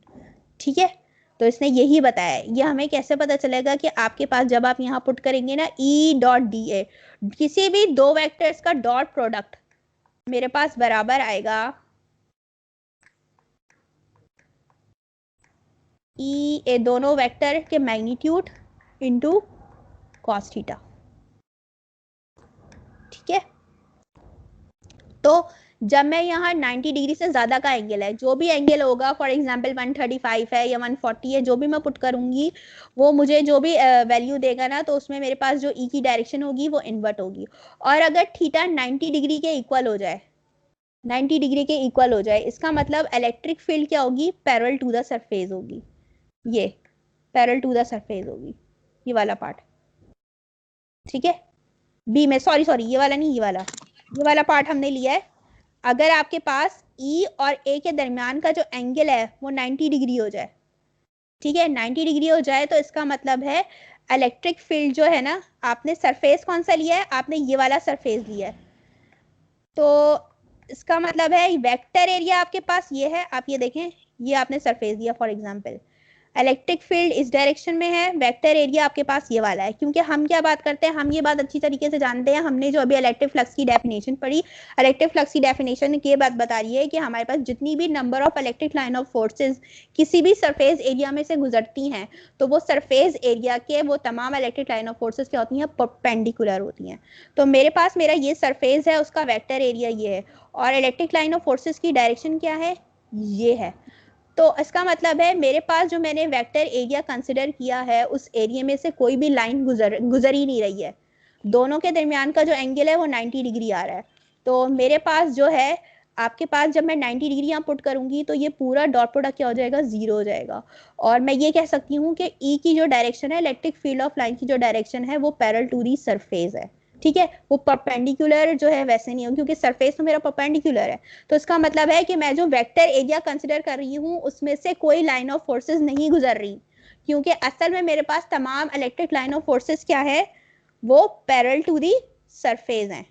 और मैंने तो वेक्टर एरिया ये वाला लिया है, ये वाला देखें आप, ये वाला एरिया, आपने ये वाला एरिया लिया है, और आपके पास वेक्टर जो इलेक्ट्रिक लाइन ऑफ फोर्सेस गुजर रही है वो इस डायरेक्शन में गुजर रही हैं। तो इसका मतलब है कि यहाँ पर जो मुझे कोई इलेक्ट्रिक लाइन ऑफ फोर्सेस गुजरेगी नहीं, तो मेरे पास क्या होगा, उसका फ्लक्स 0 हो जाएगा। बोलिए क्या बोल रहे हैं, मुझे आवाज नहीं आई आपकी। नमाज का टाइम होगा, नमाज पढ़ लो। 4:30 बजे अजान होती है ना, अभी 4 बजे हैं, 4:10 4:15 तक अजान होती है। मैं 4:30 तक आप लोगों को छोड़ दूंगी, ठीक है। मैं सब अटेंडेंस ले लें पहले। नहीं अटेंडेंस में आप, अच्छा कोई और तो नहीं आया है, मैं देखूं जरा पहले। एक तो सारे बार बार जा रहे होते हैं मेरे लिए। इसलिए मैं बोला कि अटेंडेंस ले लूं।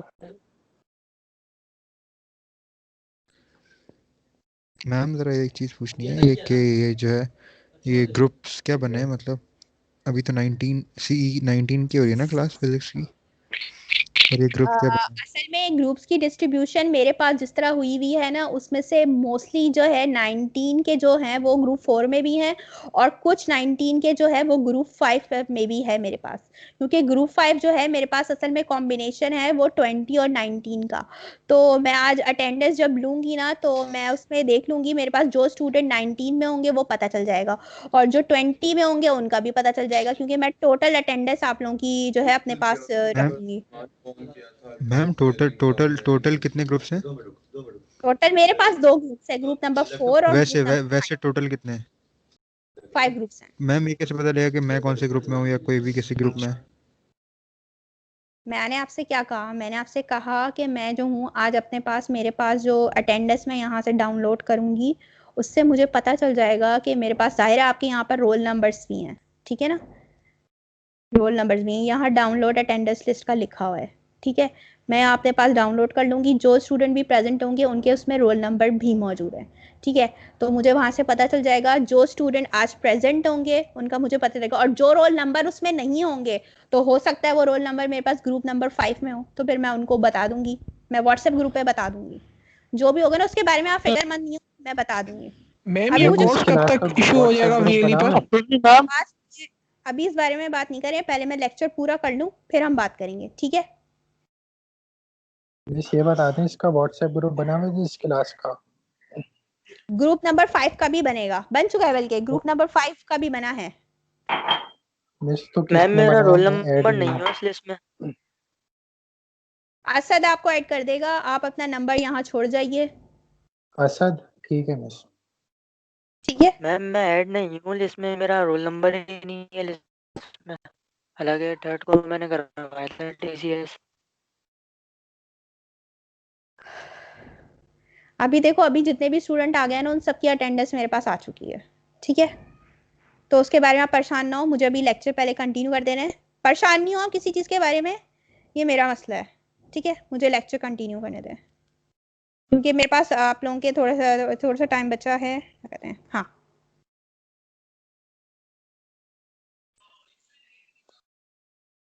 ठीक है, हम पढ़ रहे थे यहाँ।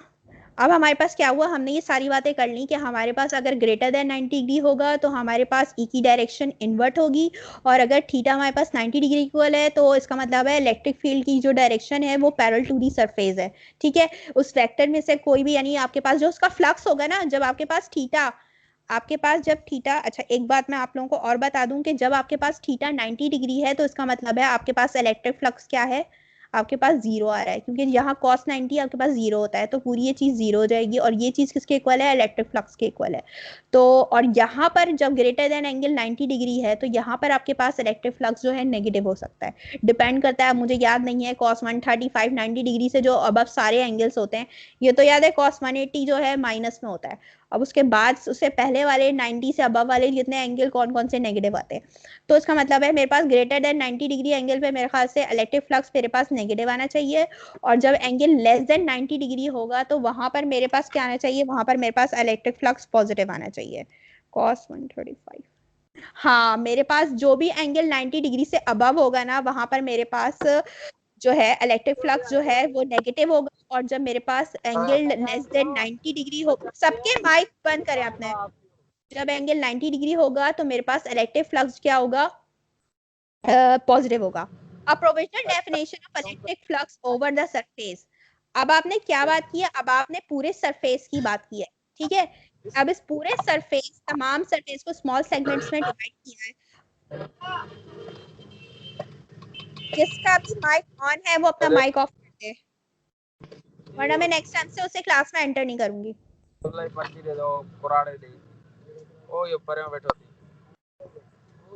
ठीक है, तो आपके पास नेक्स्ट पार्ट में क्या होगा कि आपने जो है ये सरफेस कंसीडर किया हुआ है इस पूरे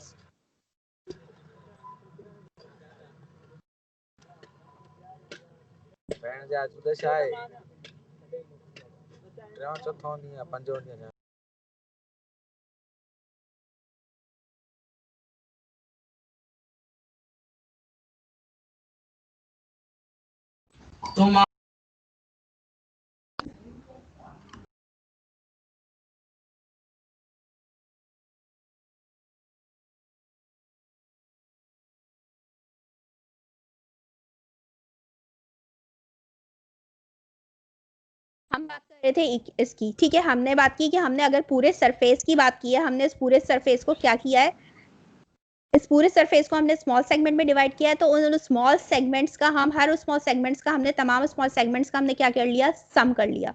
उस तमाम का जो सम है उसका इलेक्ट्रिक फ्लक्स किसके बराबर होगा, समेशन के बराबर हो, summation E dot del A, क्योंकि हर स्मॉल सेगमेंट का इलेक्ट्रिक फ्लक्स ये होगा और उस हर स्मॉल सेगमेंट का जो एरिया था वो डेल ए था। इलेक्ट्रिक फील्ड हमारे पास हर पॉइंट पे कांस्टेंट थी। अब हमारे पास हमने स्मॉल सेगमेंट में डिवाइड किया था, तो उस पूरे सरफेस के हर स्मॉल सेगमेंट को जब हमने सबको ऐड किया तो उसका टोटल आपके पास इलेक्ट्रिक फ्लक्स क्या आया, ये आया, ठीक है। तो वो टोटल फ्लक्स, इलेक्ट्रिक फ्लक्स ये होगा। इलेक्ट्रिक फ्लक्स हमने कहा कि वो इलेक्ट्रिक एक स्केलर क्वांटिटी है for all elements of area into which surface has been divided, ठीक है। एक स्केलर क्वांटिटी है और उन तमाम एलिमेंट्स की वेक्टर एरिया की बात करेंगे जहां पर आपके पास आपने डिवाइड किया हुआ है। For points such as in figure 2 the contribution of the flux is negative, यानी मैंने वही बात की है, देखिए मैंने यहाँ सारी कंडीशन लिख दी है कि आपके पास जो आप जब डायग्राम की बात कर रहे हैं, आप डायग्राम नंबर पार्ट ए की, जब आपके पास थीटा ग्रेटर देन 90 डिग्री है तो वहां पर आपके पास फ्लक्स नेगेटिव आएगा, ठीक है। वहां पर आपके पास फ्लक्स नेगेटिव आएगा, ये ए के लिए देखिए यहाँ पर लिखा हुआ है the contribution as A in figure 2 the contribution of the flux is negative, at B it is 0 यानी phi 0 होगा, यानी इलेक्ट्रिक फ्लक्स 0 होगा और C पे पॉजिटिव होगा, ठीक है। each E dot del A is 0, यानी अगर मैं each del dot A को मैं कह रही हूँ कि वो 0 है, तो क्या मतलब है कि अगर मैं बात कर रही हूँ कि मेरे पास E dot del A 0 है, यानी ये वाला पार्ट मेरे पास 0 हो जाता है। कैसे 0 होगा, जब मेरे पास थीटा जो है दोनों के दरमियान 90 डिग्री का होगा, तो मेरे पास उस क्या होगा, उस सरफेस का इलेक्ट्रिक फ्लक्स भी 0 हो जाएगा। The exact definition of electric flux is found to be differential of equation number 1। अब मैंने जो है मुझे पता है कि अगर मैं ये इसको हटा दूं तो मेरे पास इसको रिप्लेस कर दूंगी मैं इंटीग्रल से, और डेल ए मैंने आपसे बात की थी कि डेल ए को मैं क्या कर सकती हूँ, डी ए के भी इक्वल ले सकती हूँ स्मॉल एलिमेंट, क्योंकि जब मैं इंटीग्रल अप्लाई कर रही होती हूँ तो वहां पर मैं डिफरेंशियल ले रही होती हूँ, ठीक है। तो मैंने इसके ऊपर इस इक्वेशन को रिप्लेस करवा दिया है, और ये जो है ये सिंबल जो होता है, ये सिंबल बता रहा होता है कि आपने एक ऐसा सरफेस लिया है जो कि एक क्लोज सरफेस है, और उस क्लोज सरफेस का फ्लक्स ले रहे हैं टोटल फ्लक्स। ये जो सिंबल होता है integral for a close surface, ठीक है, उसका टोटल फ्लक्स है, इसका फॉर्मूला लिखा हुआ है, ठीक है। Electric flux for a close surface बराबर है जो है इलेक्ट्रिक फील्ड और एरिया के डॉट प्रोडक्ट के। The energy the surface integrals indicate that the surface is constant in to be divided, यानी आपने यहाँ से आपको लग रहा है कि जो आपने सरफेस इंटीग्रल अप्लाई किया ये हमें बता रहा है कि आपने जो है अपने सरफेस को number of infinite elements vector area D A में डिवाइड कर दिया, क्योंकि आपको तादाद नहीं पता, और डी ए आपके पास that the scalar quantity E dot D A is to be evaluated which element and sum over the entire surface. आप जाहिर है एक पूरे सरफेस की बात करें और हर एक सरफेस को आपने डिवाइड कर दिया इनफाइनाइट एलिमेंट्स में। अब उनका जब आप सम करेंगे तो उसको सम को उसने क्या नाम दिया है, यहाँ पर आपने इंटीग्रल अप्लाई किया है। The circle on the integral sign, वही जो मैं आपको बता रही थी, the circle on the integral sign indicate that the surface of the integration is a close surface. देखिए ना आप, ये देखें, ये जो सरफेस है ये क्लोज सरफेस है एक, ठीक है। तो इस क्लोज सरफेस पे जब मैं इंटीग्रल अप्लाई करूंगी तो वो इस तरह का होगा, ठीक है। और ये जो इंटीग्रेशन मैंने अप्लाई किया है असल में वो अप्लाई हुआ है एक सर्कल पे, और वो ऐसा सरफेस कहलाता है, ये कहलाता है integral over a close surface, ठीक है। फिर आप आता है, आपके पास आती है एक प्रॉब्लम। इस प्रॉब्लम में मैंने क्या है, इस प्रॉब्लम में मैंने एक सिलेंडर लिया है, ठीक है। इस सिलेंडर का ये वाला पार्ट, ये वाला पार्ट, ये वाला पार्ट और ये वाला पार्ट आपके पास कहलाता है फ्लैट पाथ, ठीक है। फॉर एग्जाम्पल ये वाला हिस्सा, ये सिलेंडर है मेरे पास, तो ये वाला पार्ट और ये वाला पार्ट मेरे पास फ्लैट पार्ट है, और ये वाला पार्ट जो है ना मेरे पास कर्व पाथ होता है। सिलेंडर का जो ये वाला होता है ना, यानी सिलेंडर इस तरह से होता है ना, ये सामने वाला जो सरफेस होता है ये तो फ्लैट होगा, ये वाला पार्ट क्या होगा मेरे पास, कर्व होगा। तो मेरे पास इलेक्ट्रिक लाइन ऑफ फोर्सेस कैसे गुजर रही है, इस तरह गुजर रही है, ये देखिए इस तरह गुजर रही है। अब मैंने अगर ये वाला पार्ट ले लिया तो इस वाले पार्ट में मेरे पास ये सामने वाला हिस्सा ले लिया कि ये वाला मेरे पास एरिया में कंसिडर कर रही हूँ। इलेक्ट्रिक लाइन ऑफ फोर्सेस यूं गुजर रही हैं, वेक्टर एरिया की डायरेक्शन मेरे पास ये है, एंगल कितना बन रहा होगा 180 डिग्री, ठीक है। और अगर मैंने ये वाला, ये मेरे पास लेफ्ट गैप है, ये मेरे पास इस सिलेंडर का लेफ्ट वाला हिस्सा है, ये वाला राइट वाला हिस्सा है, ये वाला जो पार्ट है ये वॉल वाला हिस्सा है, यानी ऊपर छत वाला हिस्सा, ठीक है।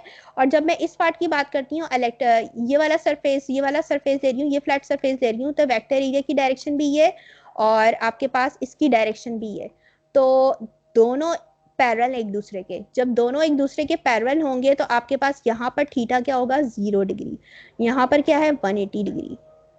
और अगर ऊपर देखें तो आपके पास इलेक्ट्रिक लाइन ऑफ फोर्स की डायरेक्शन ये है, आपने ये वाला पार्ट कंसिडर किया है, ये वाला एरिया कंसिडर किया है, तो यहाँ पर आपके पास ये दोनों परपेंडिकुलर हैं, तो 90 डिग्री का एंगल होगा, ठीक है, ये 90 डिग्री का एंगल होगा।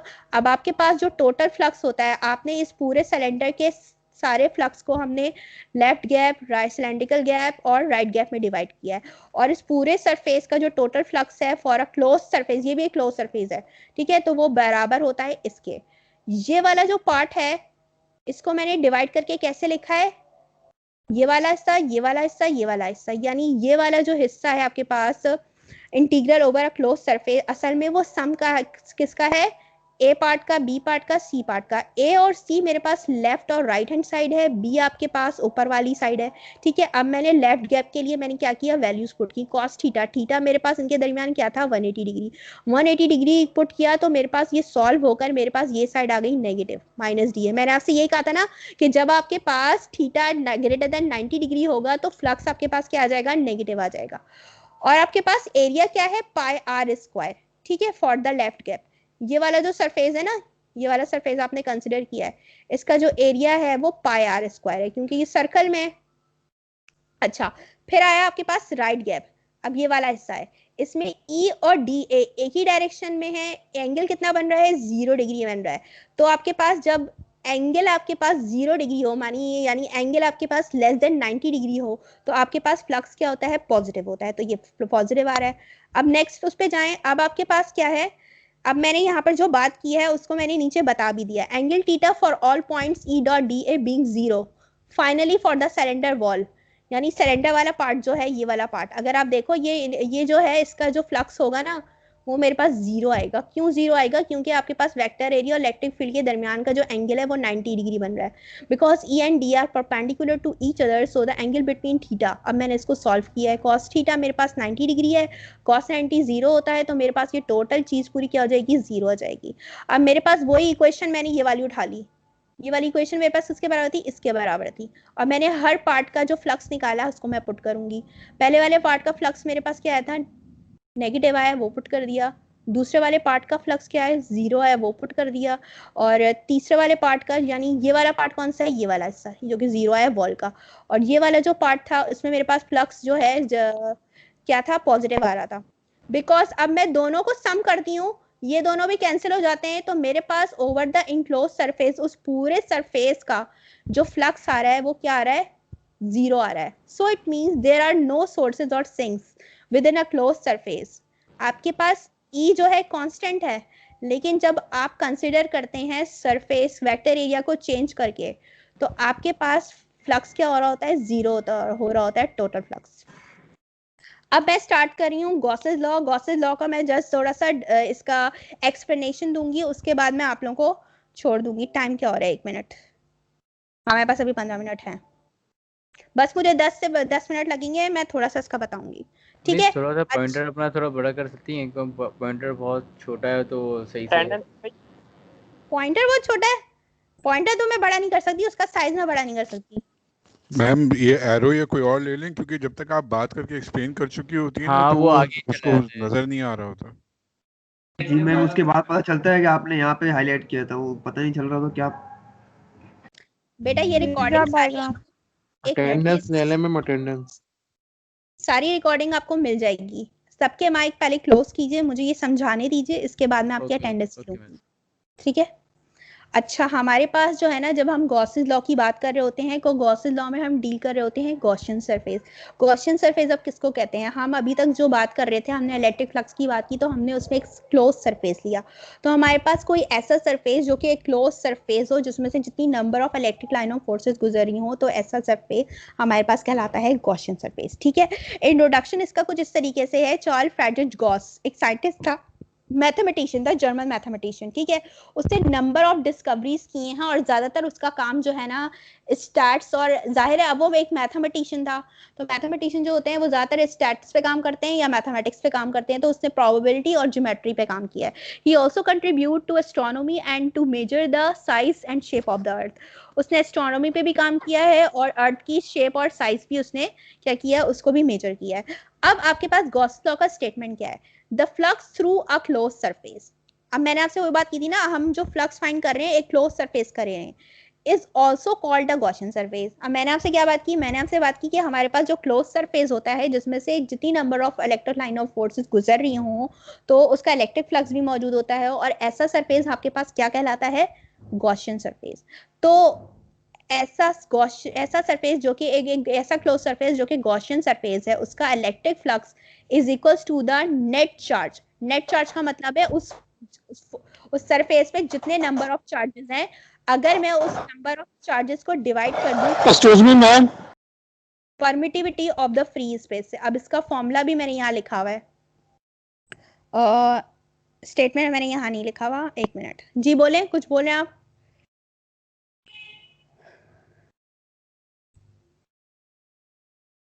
जी बोलिए, कोई बोल रहा है? अच्छा, अब यहाँ जो है हम डायरेक्ट जो है इस डायग्राम के थ्रू मैं आपको कैसे समझाऊंगी, ये सारी डिस्क्रिप्शन इसकी लिखी हुई है, मैं इसको ज्यादा नहीं पढ़ूंगी। अब मैं इसकी तरफ चलती हूँ, ठीक है? ये आपके पास एक क्लोज सरफेस है, मैंने फर्ज कर लिया मेरा पॉइंट कहाँ है, मेरा पॉइंट यहाँ है, ठीक है? अब यहाँ से यहाँ तक का डिस्टेंस, अगर मेरे पास एक सर्कल है, अब मैं सेंटर में मेरा जो है चार्ज है, ठीक है? अब इस चार्ज को मैं यहाँ से कहीं से भी पॉइंट पे मैं ना उसकी इलेक्ट्रिक फील्ड फाइंड करना चाहूँ, तो मेरे पास उसका डिस्टेंस क्या मिलेगा? r, और वो मुझे कांस्टेंट मिलेगा पूरे सरफेस पे, क्योंकि मेरे पास मुझे पता है कि एक सर्कल या स्फीयर का जो रेडियस होता है वो कांस्टेंट होता है, ठीक है? अब मैंने क्या किया, मैंने ये वाला एरिया, वेक्टर एरिया कंसीडर किया। अब अगर आप देखें यहाँ से मुझे क्या मिल रहा है, मुझे वेक्टर एरिया की डायरेक्शन और इलेक्ट्रिक लाइन ऑफ फोर्सेस दोनों क्या है, आपस में पैरेलल हैं, तो मेरे पास वही फॉर्मूला क्या आएगा, मेरे पास जो थीटा होगा वो मेरे पास 0 डिग्री होगा। और अगर मैं सामने वाले सरफेस की बात करती हूँ, मैं अगर ये वाला पार्ट ले लेती हूँ अपना, अगर मैं फॉर एग्जांपल ये वाला पार्ट ले लेती हूँ, मेरे इलेक्ट्रिक लाइन ऑफ फोर्सेस ये गुजर रही हैं, और मेरे पास वेक्टर एरिया की डायरेक्शन क्या है मेरे, अगर मैं इसकी सिम अपनी, मैं अगर आप फर्ज कर लें अपने उंगली की डायरेक्शन अपनी तरफ करें और इलेक्ट्रिक लाइन ऑफ फोर्सेस की डायरेक्शन ऐसे करें, यानी आप इसको देख ले इस तरह, ये होगा आपके सामने, ये जो वेक्टर एरिया की डायरेक्शन है, ये एरिया होगा आपके सामने। लेकिन अगर आप देखें दोनों एक दूसरे के क्या है, परपेंडिकुलर हैं, जबकि मेरे पास सरफेस क्या है, जबकि ये सरफेस जो है इस इलेक्ट्रिक लाइन ऑफ फोर्सेस से क्या हो गया है, परपेंडिकुलर नहीं हो रहा, इसके पैरेलल हो रहा है, क्योंकि ये मेरे पास क्या है, ये वेक्टर एरिया सरफेस के परपेंडिकुलर हो गया। तो अगर मैं ये वाला सामने वाला हिस्सा लूंगी तो मेरे पास वही बात आ गई कि मेरे पास यहाँ पर फ्लक्स क्या हो जाएगा, 0 हो जाएगा। लेकिन अगर मैं ये वाला हिस्सा ये वाला हिस्सा लूंगी तो मेरे पास इलेक्ट्रिक लाइन ऑफ फोर्सेस इस डायरेक्शन में जा रही हैं। जब वेक्टर एरिया और इलेक्ट्रिक लाइन ऑफ फोर्सेस अगर इसमें पैरेलल हो तो मेरे पास फ्लक्स क्या होता है, मैक्सिमम होता है। और अगर मेरे पास वेक्टर एरिया और electric line of forces opposite direction में हो तो मेरे पास फ्लक्स जो है वो क्या होता है, मिनिमम होता है। और अगर मेरे पास वेक्टर एरिया और इलेक्ट्रिक फ्लक्स जो है एक दूसरे के परपेंडिकुलर हो जाए तो मेरे पास इलेक्ट्रिक फ्लक्स क्या होता है, जीरो होता है। ठीक है, तो यहाँ बताने का मकसद सिर्फ यही था। अब मैंने जो है एक पॉइंट चार्ज की बात की है, ठीक है, उस पॉइंट चार्ज की मैं बात करूं तो मैंने कहा कि मेरे पास उस पॉइंट का यहाँ तक मैं जो हूँ, यहाँ पर मेरे पास जो है, मैंने इस पॉइंट की मैं कह रही हूँ कि मेरे पास पॉइंट पी ना मेरे पास यहाँ पर है। अब मैं चाह रही हूँ कि मेरे पास यहाँ से यहाँ तक का फासला क्या है, आर ही है। मैंने आपसे क्या कहा कि थ्रू आउट द स्फीयर आपके पास रेडियस उसका कांस्टेंट रहेगा। ठीक है, और मैंने ये वाला सरफेस लिया है, वेक्टर लाइंस ऑफ फोर्सेस इस डायरेक्शन में गुजर रही है, तो मैं चाह रही हूँ कि मैं इस यहाँ से यहाँ तक का फ्लक्स निकाल लूँ।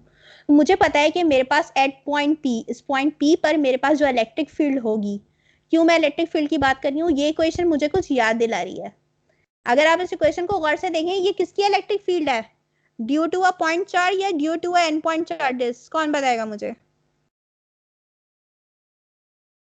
इलेक्ट्रिक फील्ड किसकी है, due to a point charge या due to a n point charges? मुझे माइक में बताइए।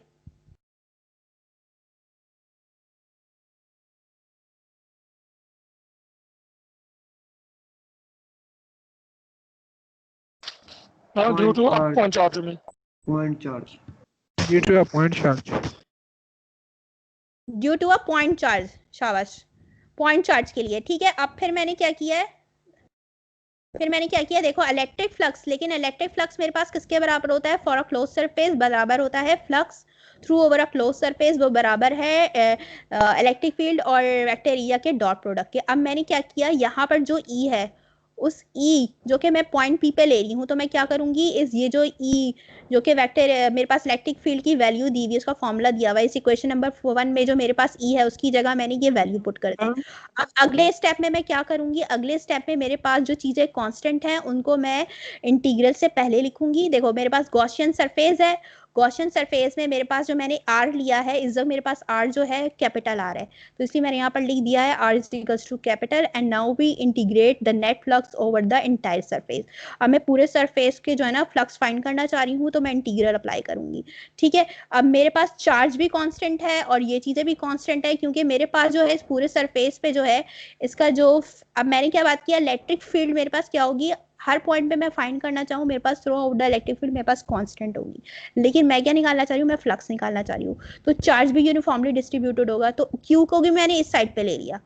अब मैंने क्या किया, अच्छा आर को मैंने किसके इक्वल लिया है, कैपिटल आर के, तो मैंने यहाँ फॉर्मूले में इसको रिप्लेस करवा दिया आर स्क्वायर से, और डिफरेंशियल में किस पे कर रही हूँ, वेक्टर एरिया पे। अब आपसे मैंने एक बात करी थी कि अगर मैं डी ए की बात करती हूँ, ठीक है ना, अब मैंने डी ए आपसे क्या कहा था, ये छोटे छोटे स्मॉल सेगमेंट्स होते हैं, कि अगर मैं इसको स्मॉल सेगमेंट्स में डिवाइड कर दूं तो हर स्मॉल सेगमेंट, ये वाला हिस्सा, ये वाला हिस्सा, सब डी ए के बराबर होंगे। ठीक है, और अगर मैं तमाम स्मॉल सेगमेंट्स डी ए को, यानी एक डी ए 1 होगा, एक डी ए 2 हेलो होगा, एक्सक्यूज मी मैम, मेरे सम एक मिनट बात सुन ले मेरी। जी बोलिए। अगर मैं इन तमाम डी ए का सम कर दूं तो मैं क्या करूंगी, इंटीग्रल अप्लाई करूंगी, और ये पूरी चीज मेरे पास किसके इक्वल होगी, अब देखते हैं ये मेरे पास किसके इक्वल आ रहा है। ठीक है, अब मेरे पास क्या है, ये पूरा एक स्फेयर है, अब स्फेयर का जो एरिया होगा ना, तो ये पूरा डी ए, इंटीग्रल डी ए मेरे पास उसी के बराबर होगा। अब देखिए यहाँ मैंने चेंज किया है, for a whole close surface integral D A, तो के क्या है, total area of the surface है, और एक सरफेस स्फेयर का जो एरिया होता है वो बराबर होता है 4 पाई आर स्क्वायर के, तो ये वाली चीज एग्जैक्टली किसके इक्वल आ जाएगी, इसके इक्वल आ जाएगी। ठीक है, तो मैंने क्या किया, इक्वेशन 2 जो मेरे पास पीछे आई थी, मैंने यहाँ पर इसकी जगह क्या कर दिया, ये पुट कर दिया, क्योंकि ये मेरे पास क्या है, उस सरफेस का टोटल एरिया है, और ये जो फाई है ये मेरे पास क्या है, ये पूरा फॉर अ क्लोज सरफेस है, और ये असल में इंटीग्रल यानी सम कहलाता है उन तमाम स्मॉल वेक्टर एरिया का। ठीक है, तो ये मेरे पास बराबर आएगा टोटल एरिया के, क्योंकि मेरे पास, मुझे पता है मैं इंटीग्रल अप्लाई करती हूँ इस पे, तो ये मेरे पास बराबर आएगा ए के, और ए मेरे पास इस वक्त स्फेयर का क्या है, ये है एरिया, तो मैं इसकी जगह इसको इसके इक्वल लिखूं, एक ही बात है, मैंने इस पुट कर दिया, आर स्क्वायर से कैंसिल हो गया, ये 4 पाई इससे कैंसिल हो गया, सिर्फ बचा क्या, कैंसिल आउट करने के बाद सिंप्लीफाई करने के बाद क्यू और डिनोमिनेटर में एप्सिलॉन नॉट। तो मेरे पास वही जो मैंने अभी जो स्टेटमेंट आपके पढ़ी कि मेरे पास टोटल फ्लक्स क्या आ रहा है, total flux for a close surface is equals to the charge, net charge divided by the permittivity of the free space. इसको आप कहते हैं गॉसेस लॉ। इलेक्ट्रिक फ्लक्स क्या है, आपके सरफेस के जो है is independent of the spherical surface according to this equation. According to this equation उन्होंने इसलिए कहा है कि अगर आप एप्सिलॉन नॉट को देखें, इन दोनों का इनवर्स रिलेशन बन रहा है। तो हमारे पास इलेक्ट्रिक फ्लक्स जो टोटल बेस कर रहा होता है वो बेस करता है हमारे पास किसी सरफेस पे डिपेंड नहीं करेगा, बल्कि वो इलेक्ट्रिक फील्ड और वेक्टर एरिया के डॉट प्रोडक्ट पे डिपेंड कर रहा होता है। ठीक है, तो इसके अलावा मेरे पास अभी ये चीजें रह गई थी, इसकी एक एप्लीकेशन रह गई थी और मुझे ये डिस्कस करना था, लेकिन अभी टाइम नहीं है, तो मैं अभी क्लास यहीं छोड़ रही हूँ आप लोगों की, और आप लोगों की अटेंडेंस में जो हूँ ले लेती हूँ, मैं रोल नंबर बोलती जा रही हूँ, फिर आप लोग जो है अपनी जो है अटेंडेंस लगवा लीजिएगा, और जिसको जो मसला है ना मैं मुझे उसमें बोले, चैट में बोले, ठीक है, और अगर कोई सवाल करना है तो वो भी कर ले। हेलो एक्सक्यूज मी मैम, मेरी बात सुन रहे हैं?